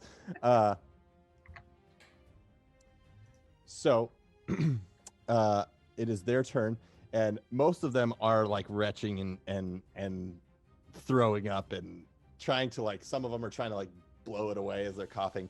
The three that are remaining, though, you see one of them take out this huge, thick, like rubber band. As two of them hold them, embrace it, and one of them starts pushing himself back and back and back. And before And they just- launch, I say one of those three is probably the thing. and goes flying, just goes launching towards this center thing. And as he's flying, let's see if he actually makes it or not. No. As he's flying, you see him like his face looks so confident, and then it starts to panic as he's maybe 5 feet short of this thing. But you see a little creature jump off its back onto the platform. And you hear this Nilbog though screaming, "Ah!" and just flat on the ground. And with that, it is Mamaduke's turn. All right, it's me. Okay, so the top platform is 90 feet away? I think I said 80. 80 feet? Yeah. Okay, I am going to... So I'm going to Misty Step 30 feet into the air and then move the rest flying speed. Nice. So you can get up to the top. I'm not gonna use Pythagorean because I don't want to. Thank you. Okay, so once I get up there, where's the little thing? Where's the little creature? Where's the little motherfucker? You real quick, give me an Arcana check. Absolutely. That's gonna be low. Hold on. Arcana. Oh no, it's a 14. Not bad. On top of it, you see a little. It just looks like a little rabbit sitting up there. A little rabbit. Mm-hmm. Oh, well, It's just sitting on the hilt of the sword. well, you know, in a normal situation, I try to pet you, but I'm really just gonna smash you with my new hammer. So I'll brandish my now glowing, massive maul, Okay. and I'm gonna attack. Okay. +2 mole. That's a nat 20. That's Smite that bitch. I'm gonna That's- divine smite. Yeah, Oh, you good are. lord. Okay. Okay, so how much is that even? Oh god. Yeah, fuck it up, mama. Okay, let's see. That's 2. Roll the regular damage first.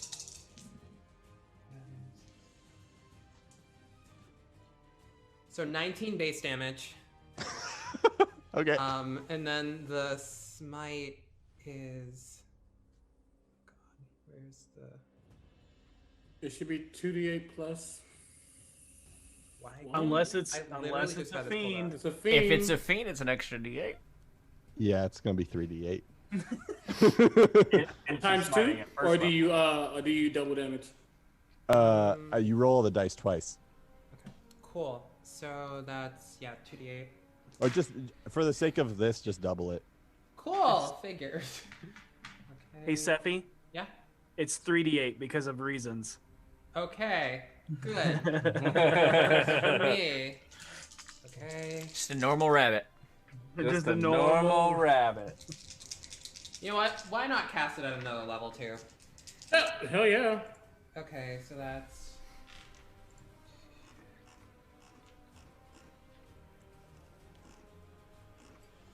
That is 38 damage. On top of the 19. And I have a second attack, but. As you smash it, black ichor just splatters everywhere. And I smash it with a hammer! Sorry.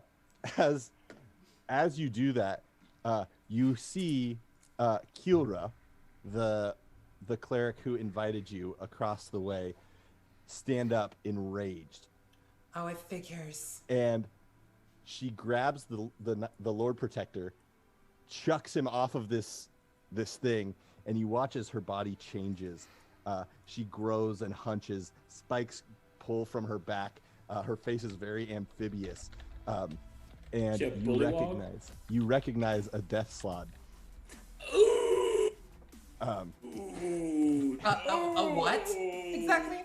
A Death Slod. Oh God, I don't. It's fun. It's fun. Not expecting that one. You do. She just got way prettier. Oh, I know what that. Okay, sorry, I had to see what I was looking at. And I think, that's,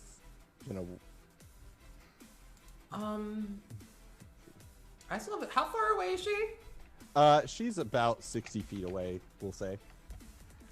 I have a second attack. Could I throw my hammer at her? You could certainly try. Okay, how do you want to do this?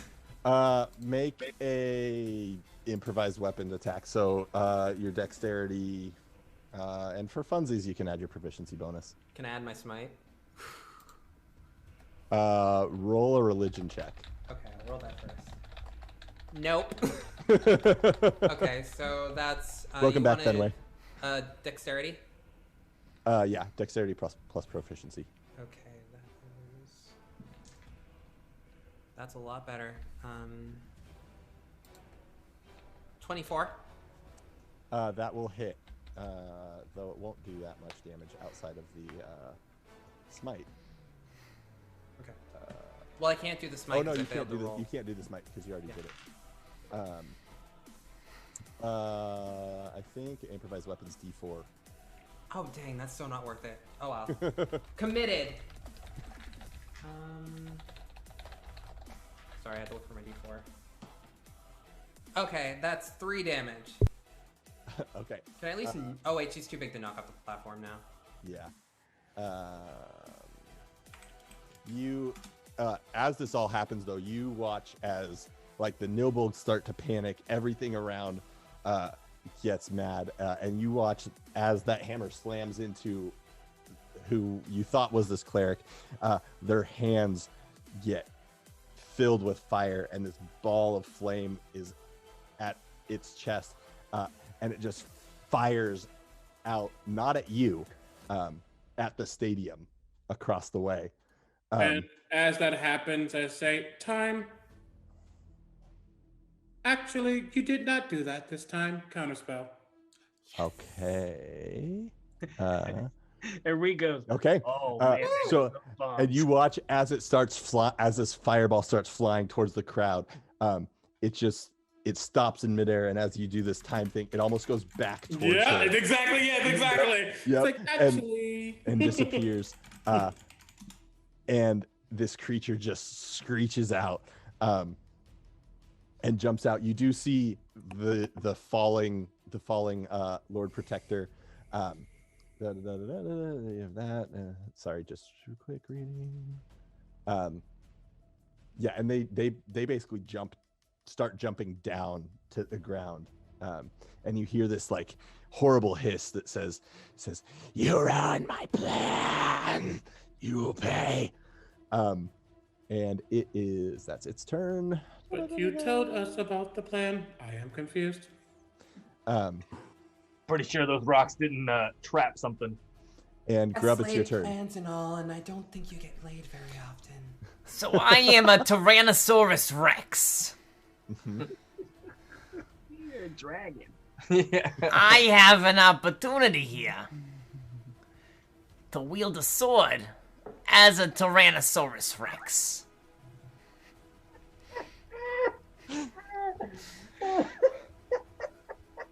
I am gonna jump up to the top of that there tall platform. Okay. I don't know how high I have to jump, but I'm gonna roll an athletics check for it. I'm into it. And that'll be using my +7 athletics modifier.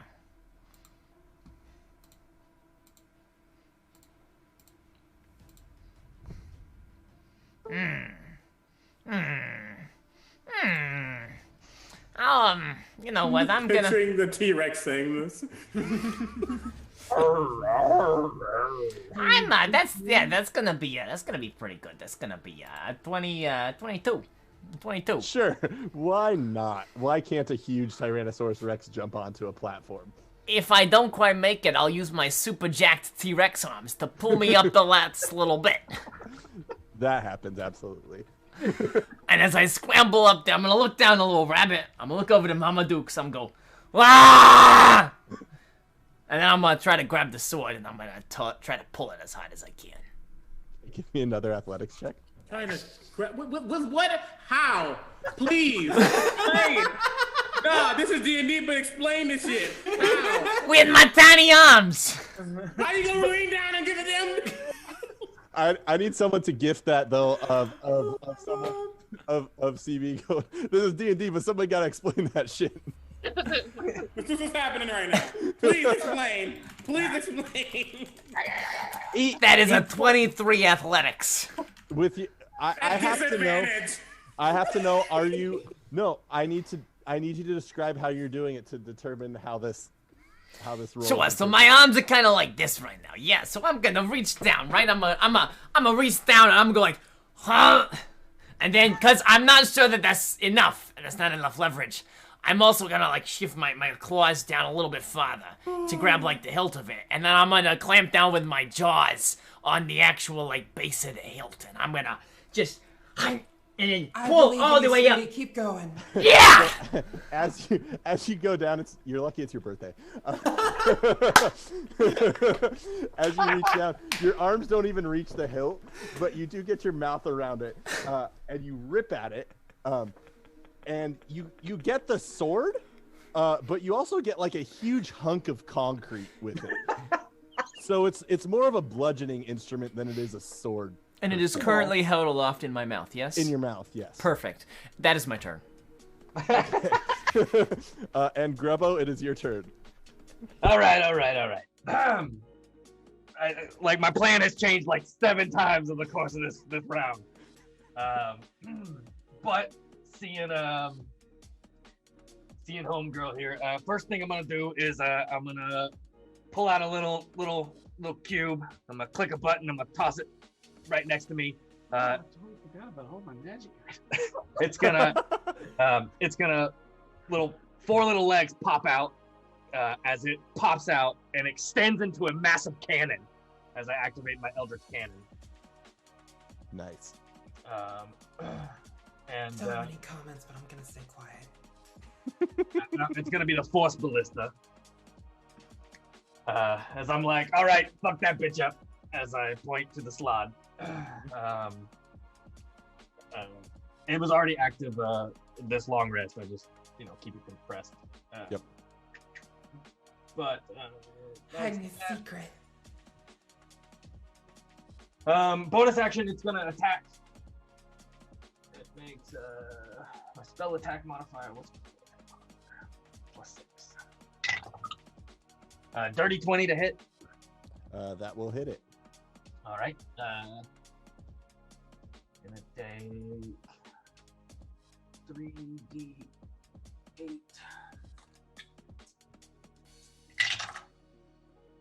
Uh, 13 force damage and is pushed 5 feet away. Okay. It gets pushed basically into this wall as that slams into it. All right. And it's gonna the little cannon's gonna can move. It doesn't start moving because it takes a bonus action. But my action, I'm gonna pull a grenade. Yeah, I'm gonna pull it. I'm gonna actually kind of pull out a blunderbuss and I'm gonna load it in there. I'm gonna point the blunderbuss at her and I'm gonna pull the trigger. And I'm gonna blow her up. I need a dex save as I cast Fireball. You don't really know how to treat a lady, huh? That is a advantage. Oh man, that's a 14. That's gonna fail. That's a 15. Okay.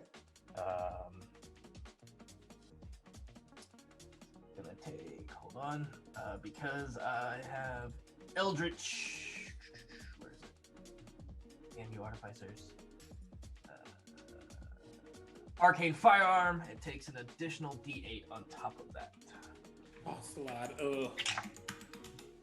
It's gonna take 29 points of fire damage. Okay. Math. Half to 14 if it's resistant to fire.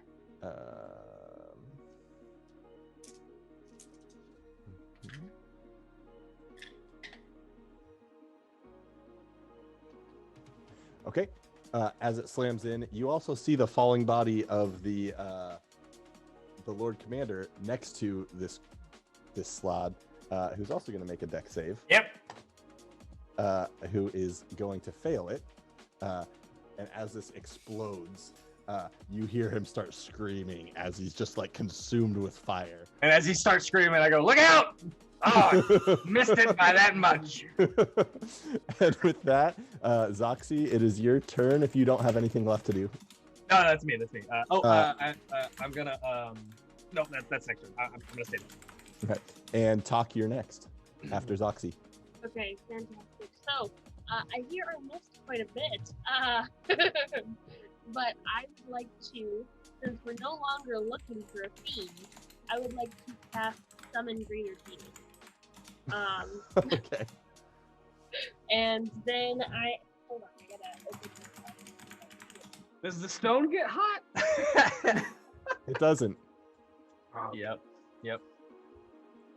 Um, We're the good guys. I swear. Okay, so I choose one demon from the Chaos of the Abyss. It's challenge rating 6 and lower. So I will tell you what demon it is in just 1 minute, but then it will get to attack, but it can kill later while I figure out which demon it is.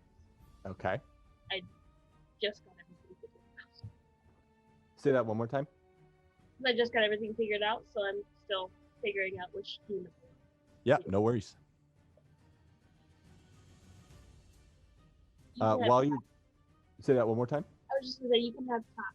Yeah, I was gonna say while you're looking that up, Talk. Why don't you start your turn? And we'll say you do see Zoxy as there's like some like shadow and arcane magic starting to swirl around, taking some sort of form. Muted. I know. But thank you. I didn't know. Okay. It's okay. Cool. Great. Cool. And I'm in the air flying and I see this thing. Okay. I go, that is a problem. Yes. Excuse me. I will, in my hand will coalesce. In my hand will coalesce a small clock that the hand begins to spin as it starts to turn and almost becomes spherical as it becomes a chromatic orb. Mm-hmm. And I will attack this thing. Nice. At least attempt to attack this thing, and I'm gonna do that. And oh no, let's do 4th level. Do it. Yeah, let's do 4th level. And I will do that with that. That is a 20 to hit. A 20 hits. Great. What kind of damage are you dealing? I don't know. I assume we have never faced a Death Lord in the past, so I don't know anything about it. That's fair. You can roll a Arcana check and see if you know anything. Okay. That is 14 plus 9, 23. You know that it's resistant to different types of elemental damage. Different types of elemental damage. Oh. Mm-hmm. So almost everything that chromatic orb is. Mm-hmm. The only thing that's not elemental in here is poison. Let's try poison. Okay. I don't know. That's 6d8 though. That is a 9 or 6. So 9, 8, so 17, 19. Yes. 19. Math. 19, 27, 31, 40. 40 points of poison damage. Okay. Yeah. It slams in into it, and this creature like reels back and screams in pain as you watch this poison kind of burn parts of its skin. Anything else on your turn? In my head, and that everybody can hear still, I'll actually get right. I have the movement. I'll get right in front of it, as close to it as possible. I believe. Wait, where is it at? It's kind of like right at the base. Okay. Yeah, jumped out. Somewhere else. Yeah. I'll get right in front of it, and I say, in our head, I say, nothing elemental. It might be not as effective. And I'll get right in front of it and like station myself in front if they want to try to hit me. Okay. Sorry, just reading Summon Greater Demon real quick.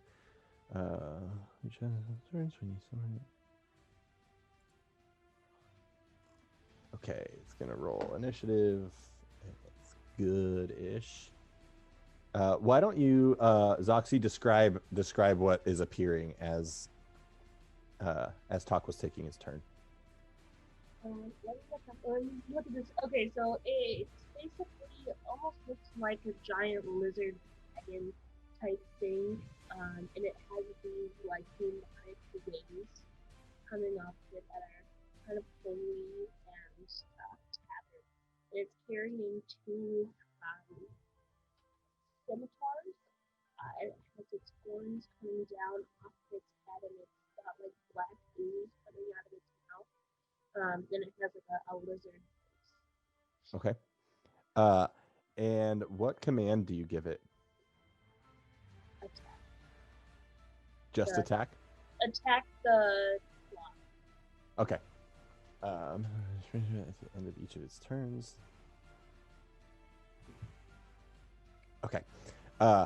So as you summon it, it is actually its turn. And it starts to run towards, it looks around, and you can just sense this anger pulsing off of it. And it runs towards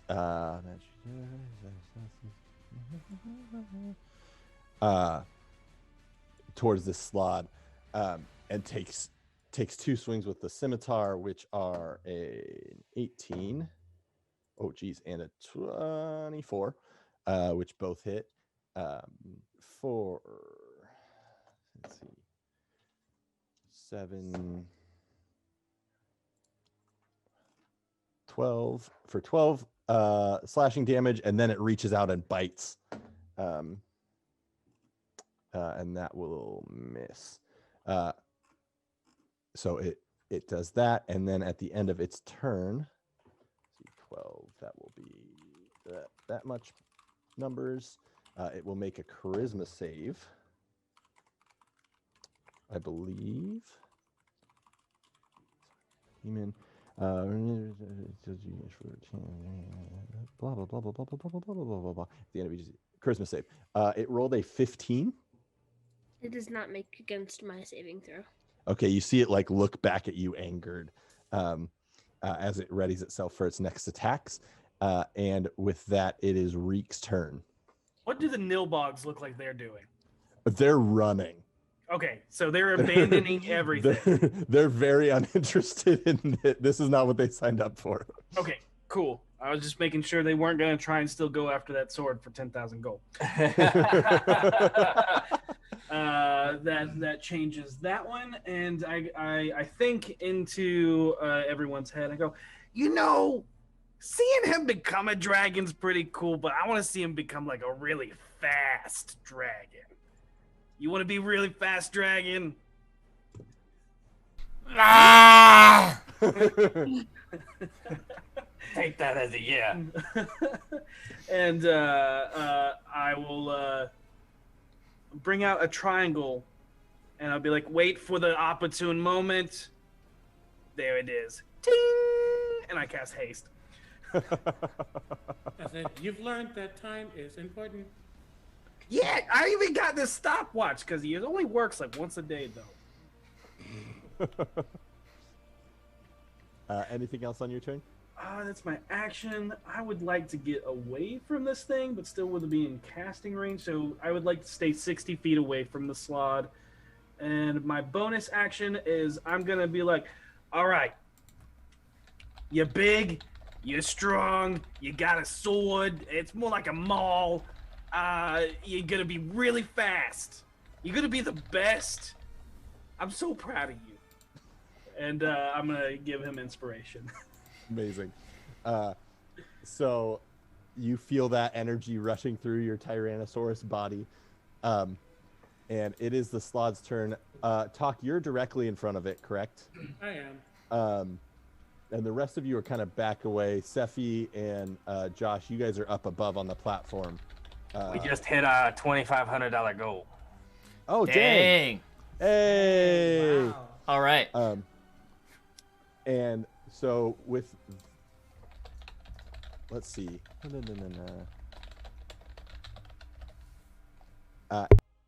Even though you're directly in front of it, it sees these other things that have also hit out at it. Is that true? You did the most damage to it, Talk. Yeah.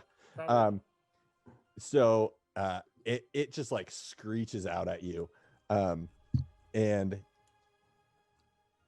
it will yeah, it bites at you for a 20 something, 27.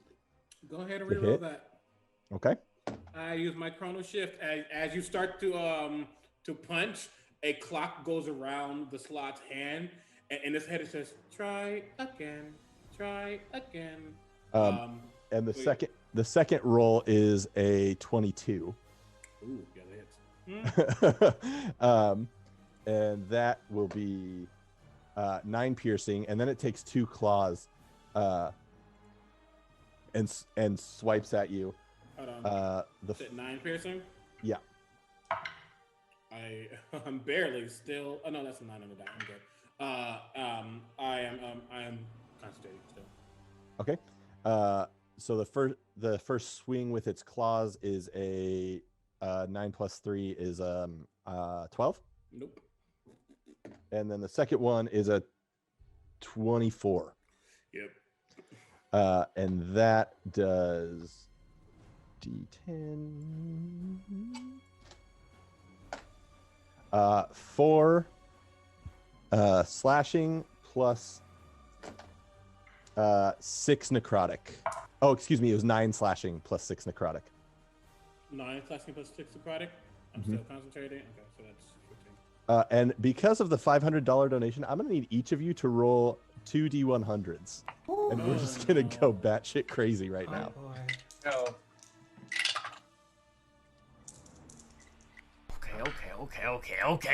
Okay.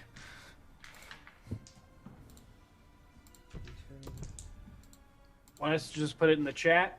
Yeah. Sure, just throw it in the chat. That'll work perfectly. All right. We've got a 42 and a 14 from Mama Dukes. Anyway. Oh boy. So you watch as Mama Dukes turns into a small potted plant. Yes, my favorite. And as that happens, you're next to Grub, correct? You Yeah. also, there's this strange energy, and you cast confusion on the targeted on yourself, which let me look that up real quick. Oh. You're one confused potted plant. Yeah, so a 10-foot radius sphere. Oh no. So you both must make a wisdom save. Dude, what's my wisdom score as a potted plant? I think you're incapacitated while as a I potted think plant. I just fail. You are incapacitated. I'm a confused potted plant. Grub, you have inspiration. All right. And your wisdom went up. I know, it's hard to believe. Okay, all right, and I'm really fast. Okay. Sorry. All right. I'm just gonna like. Well, what's your? I just need you to make right now. I need you to make a wisdom save. Oh, my wisdom save first. Okay. Is that that's as a Tyrannosaurus Rex though? Yeah. Yeah. Okay. All right. Okay. I just gotta do some math here. All right. Well, that's pretty garbage. But that's gonna be yes, okay. And you said what is it? A D6 inspiration? D8. A D8 inspiration. Okay. All right. It's a 13. You are confused. No. Oh no. So just remember that for the start of your turn. It's okay. I was already confused. Talk as you are kind of fighting hand to hand with this Slod. You get this strange energy in you, and if you die in the next minute, you come back to life as if by the reincarnate spell. And then, Great. That's the one where you re-roll your race and re-roll your. yep. And then simultaneously, there's this arcane shield around you, and you get a +2 bonus to your AC, and immunity to magic missile. We have Fenway next with a 77, which is you cast polymorph on yourself. So I need you to make a saving throw against your own DC. B-Rat. How does an 8 sound? It sounds like you just turned into a sheep So close. for the spell's duration. And then It's more clear. Well, this was a funny. and you're in the back by the gobos, right? I don't know. Yeah, I think you were in the back by the gobos. I'm flying. Is it You're a flying? microaggression to turn a satyr into a sheep? That's a fair question. So you and Grubbo also both turn invisible. Sweet. That's you, Grub, 64. Okay. This fog just starts emanating from this giant T-Rex as you cast fog cloud centered on yourself. And Grub 83. And Sephi, you are going to take 3 necrotic damage, and Grub, if you are hurt, you get 3 necrotic damage back. Cool. Does that do anything to the plant form? Or does the plant form affect that? Like, I don't know what my hit points are right now. Am I dead? I have no idea. I feel like the plant is dead. I'm gonna just I have no idea how this all stacks together. I'm going to say I'm gonna have you roll a d20, almost like a death save, and if you roll an 11 or higher, you are 12. perfect. You are you again, not a plant. Okay. The plant. It's like you're a druid. Am I still confused? I don't even know if I could be confused as a plant. You're absolutely confused because that's Cool. hilarious. Confusion too. Yeah, you don't even know what just happened. And then Reek got an 8.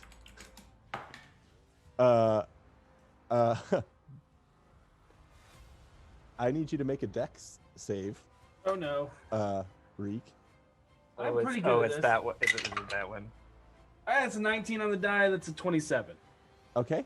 I believe Fireball is. Yep. Is it 68? It's 8d6. 86. You take 9, Oh, there's that bomb I misplaced. 18, 20. You found it.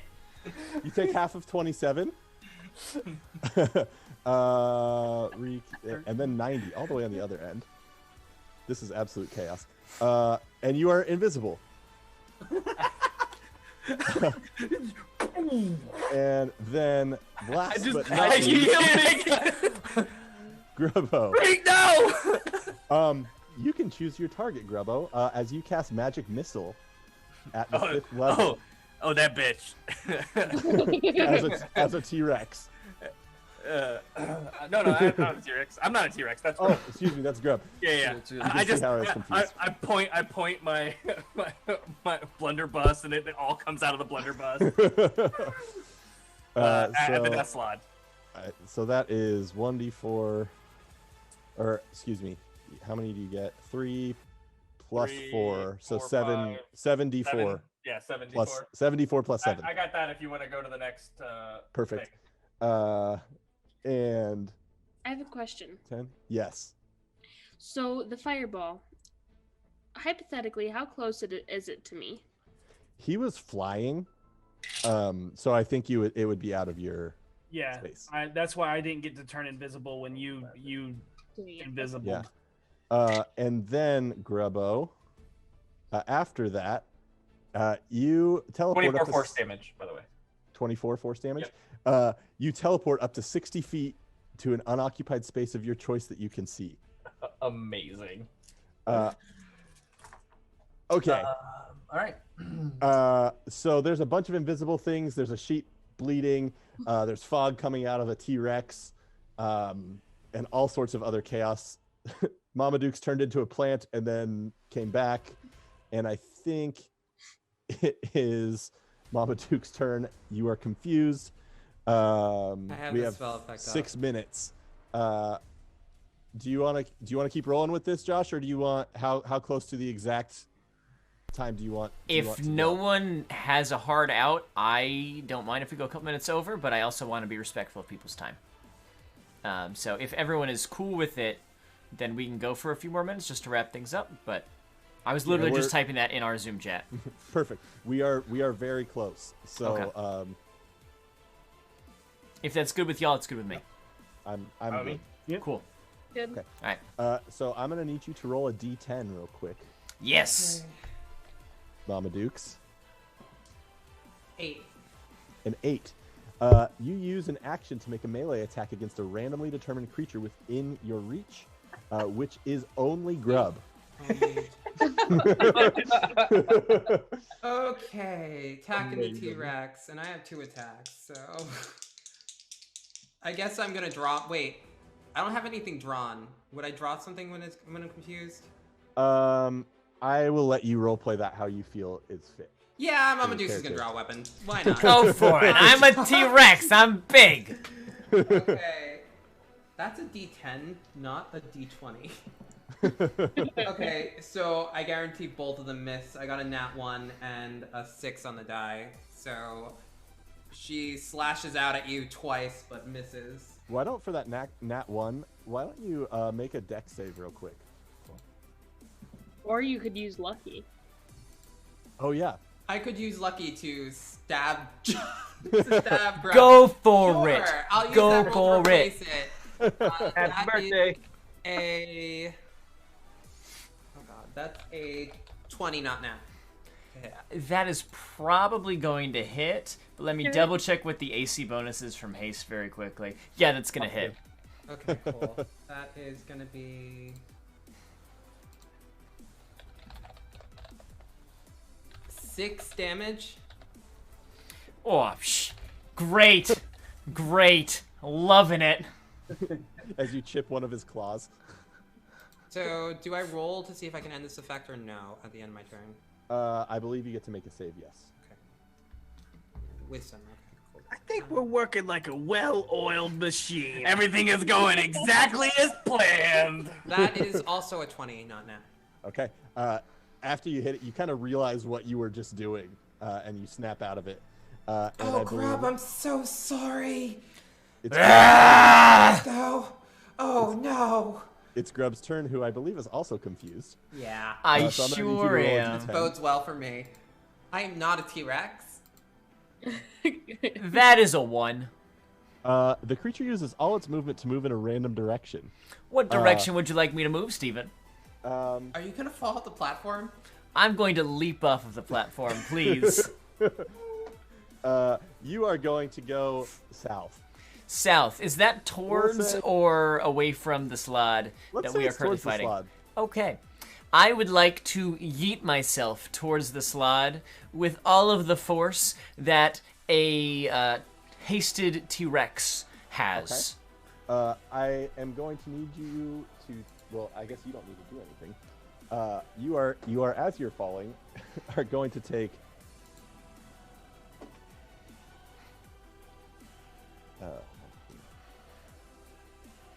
26 falling damage. Perfect. I will note that while I am hasted, I have 100 feet of movement as a T-Rex. Oh, sure. And gonna that keep going? and that is just my action. That is before I dash. Yeah. Okay. You're basically running through the stadium, like literally through the stadium. So fast. Yo. I'm gonna need you to. I'm gonna need you to make an athletics check. Yeah, of course. I basically turn into the world's tallest Flash and just boom. Can I do the thing where like this sheep is eating and then it looks up as this really fast thing goes by and then it goes back to eating? I mean, absolutely. Is it a bullet? Is it a plane? No, it's a speeding T-Rex. They just see grass. I think T-Rex Grub just went plaid. That is an 18 athletics. 18. So you like barrel through this wooden apparatus and just start taking it out. Like it's literally like collapsing around you as you run through it. There's just like this T-Rex like cartoon hole for like 1 second, and then it starts to tumble behind. Talk, I'm gonna need you to make a dex save. Does not compute. No.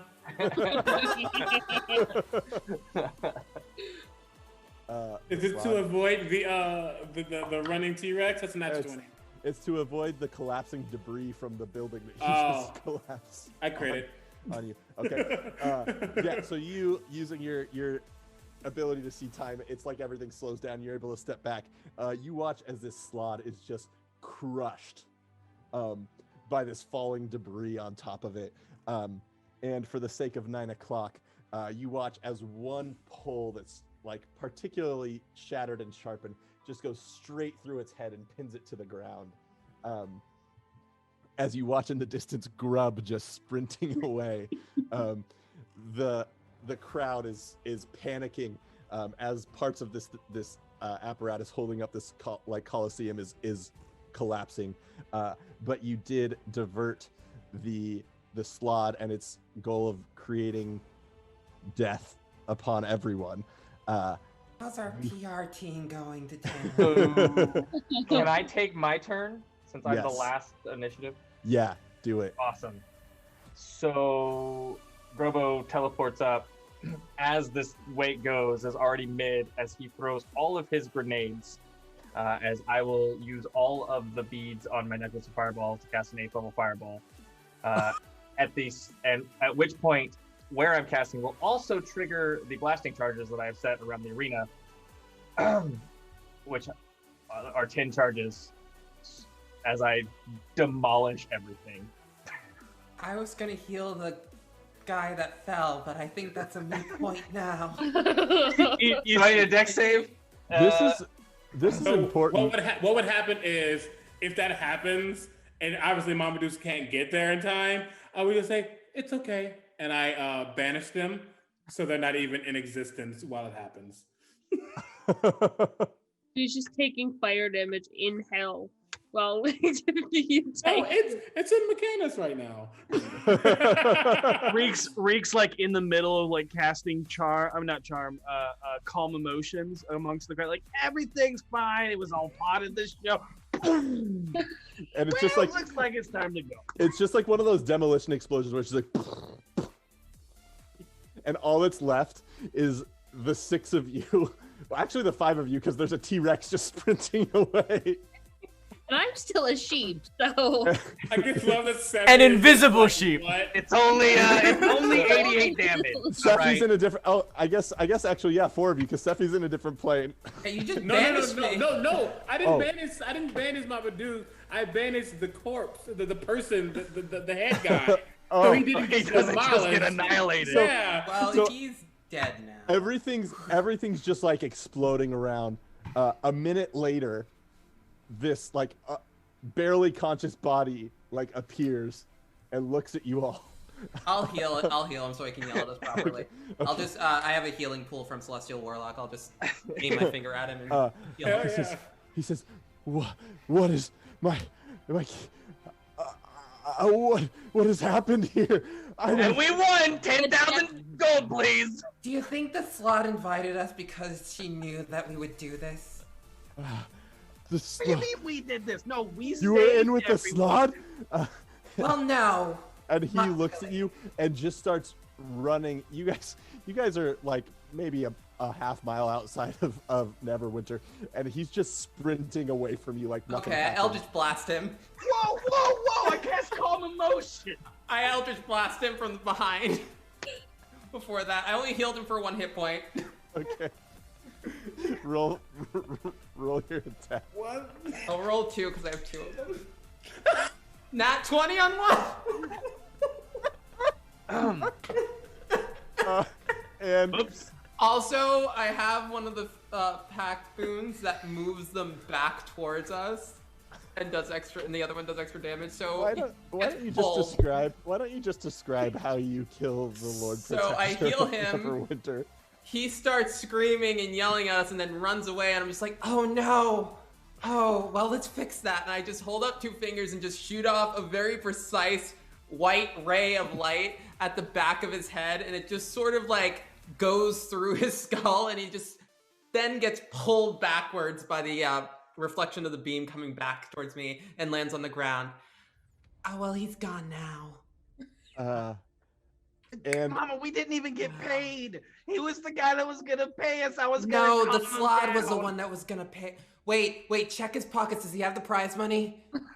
I'm gonna check his pockets. I'm totally checking his pockets. As this happens, I look at all the chaos and I go, well, looks like time's up. I cast Dimension Door and I just like, literally a clock tower appears that it just opens up and I'm like, nope, I will see you all back at base. Towards or away from the Tyrannosaurus Rex? Towards. Cool, you catch up to me, sprinting. Can you just dimension door on top of his back? Yeah, exactly. Yeah. Oh man! And so to wrap this up, my job here is done. Did we find the prize money though? It was 22. yes, you find 10,000 gold worth of platinum. Wonderful. Oh, this is great. Let's go home, man. boys. I push a button, the helicopter Girls. propeller comes out of my hat, and I just go. Oh wait, I can fly. I just start flying away. And like the sheep is like buying. I take the sheep in my arms as I fly invisible away. sheep. I collect the sheep. I hope I had consent to lift you, but we're going home, okay? Come on, Zoxy. And a few days later, you are all back in your keep, splitting up the spoils of your rewards, and you hear a runner, like there's a messenger that comes in and says, he knocks on your door, says, "Quick, they need adventurers in Neverwinter. Apparently there was some sort of chaotic energy and beast that came and destroyed most of the Banishment. tournament." No, wait. Let's hear him out. Please, Let's go fix the problem. There'll be 25,000 gold. Also, who's Josh? It's probably overrated. And that wraps up whatever the heck just happened. Retroactively, I would like to decide that Josh was in fact my patron and my deity. Yes. So the person I called daddy the entire time was Josh. I also like the idea of like after you ran through, you did one of those tyrannical screams and a banner falls down very slowly. It says, "In memory of Josh." In the distance, a Tyrannosaurus Rex roars. Happy birthday, Daddy. Dear gods. You knew what you'd cause when you invited me to this. I did. Let me just say, Josh, I think thank you, and probably I'm sorry. I think thank you too, but I'm not sorry. And you all, that was This was a fantastic. wonderful time. Thanks for letting me be your DM for a night. Thank you for the So Thank you. this needs a part 2, obviously. Okay. Yeah. What are the brats getting up to next time? We'll figure out what happens later. Next they time fight on the brats. Daddy Con. So I tweeted out the other day, like, what's the most chaotic creature in D&D? And 90% of the answers were the players. And I think that was verified tonight. That's accurate. Well, that and wild magic surges. Okay, all right. Let me draw the giveaway winner for the mini. That'll be printed by Hero Forge and then painted by GM Lee. And then we'll get the Tasha's giveaway going while we do outros. So, hey. What's up? What's up? I was just say, did you do the dice bag?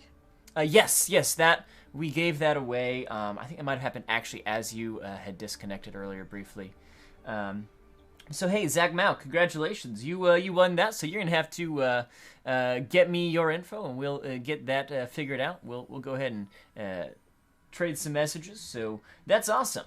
And now let me get the Tasha one going. So go ahead and type #Tasha. Into chat in order to be entered to win our D&D Beyond code for Tasha's Cauldron of Everything. Tasha. And with that, I will allow the outros to commence. Sorry, my words are beginning to fail me. It's not like you've been playing D&D for all day today. It's it's been fun. It's been fun. I'll go. I'm Steven. I'm at @the_bad DM on the Twitter, Insta world. I'm also the DM and producer and editor and stuff of the Faeforge Academy. So you can check out me there. This is more chaotic than I normally do, but it was really, really fun. Who's next? Sephi, go. Cool. Hi, I'm Persephone. I'm Persephoroth everywhere online that I exist. I am also the DM of Fast Times at D&D High. You should check it out. And also vote for us in the Audioverse Awards.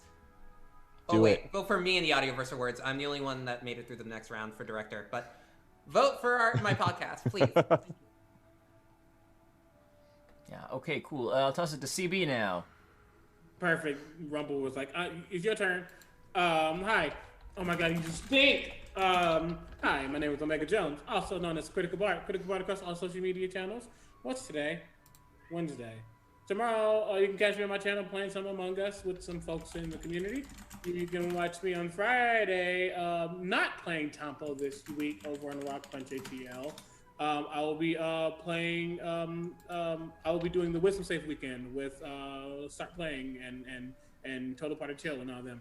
And take this. So watch the shenanigans. I'll be playing a character I don't know. It is going to be user submitted, so I am scared. On Saturdays, you can catch me on Ashes of Asses. Okay. You can catch me on Ashes of Asmarin over on Open for Adventure. And on Sundays on my channel, Critical Bard for Creature Collectors. I think that's it. Yeah, that's it. Keep making travel. I love you all. Okay, bye. Cool. Let's toss it to Fenway. Fantastic. Well, I am Fenway Jones, the teen DM, on Twitter, and then at Jasper's Game Day on all of the other social medias. I run Jasper's Game Day along with my lovely team, and we are going to be doing a November 21st event for the International Survivors of Suicide Lost Day. Which we will be streaming on the Wizards of the Coast channel, so I'm super excited about that. And then I will also be part of the Take This Wisdom Saves weekend, so I'm also very excited about that. Phenomenal. We'll send it down to Dustin and Devin, and you can do your deal in whatever order you would like. Yeah. I'm Dustin. And I'm Devin. And we co-DM a 5th edition game of Dungeons & Dragons. You can catch us on the Rock Punch ATL's Twitch channel every Sunday at 7 p.m. Eastern Time. 4 p.m. Pacific Time. The show's called D4. Yeah, we're a highly emotional, realistic, heavy roleplay stream with an amazing cast of players. Yeah, that's pretty much where you can find us. I'm at Flash Fletch on Twitter. And I am Devin is not here on Twitter, and there's a reason for my name. I'm not. Yeah, I don't tweet. Awesome. Thanks, y'all. My name is Josh. You're on my channel. If you don't know me, I'm glad you're here anyways. Thanks for helping us raise money for a great cause. We've raised $2,500 for Extra Life. That's super exciting. And I appreciate all of you coming and donating as part of this little birthday celebration. Thank you. This has been a delight for me to get to hang out and play games with so many of my friends. So this has been wonderful. Thank you very much. Thank you, Stephen, for running it. Aside from this, you can find me on Fridays in the Tampo game where we use the Islands of Sina Una supplement over on the Rock Punch ATL channel. CB is in that cast as well, although he said something about this Friday. That's life. But it's a fun time. It's such a good show. You can also see me on Nomedic's channel on Tuesday evenings, where we stream a post-apocalyptic U.S. setting D&D game, where we wander around the L.A. area trying to figure out what the heck happened to the people who disappeared before us. It's cool. I was very confused last night, much like I was very confused as a T-Rex this evening. So it's just how it goes. Thank you for being here. I stream 2 days a week here. You can find me across all social media platforms at Joshua M. Simons. Can I say one more thing? Go for it. Can we all give Josh a round of applause and a happy birthday and stuff for putting on something that raised $2,500 and is such a gift to our community? And I know I kind of made a joke a little bit about the tournament being in honor of Joshua, but I mean it, and I think all these people would attest to the light that he brings to the TTRPG community and in friendships and all that stuff. So if you You're can, a good bean. tweet at him and blow up all his mentions and give him lots of love. Thank you. I am very blessed with some wonderful people who keep me on the right path. With that, I'm going to draw the Tasha's giveaway, and then we're going to get out of here because I've been on the air for 11 and a half hours now, and I need to go sleep. And what do you know? Kayla, KMC, you won. Congratulations. That's very exciting.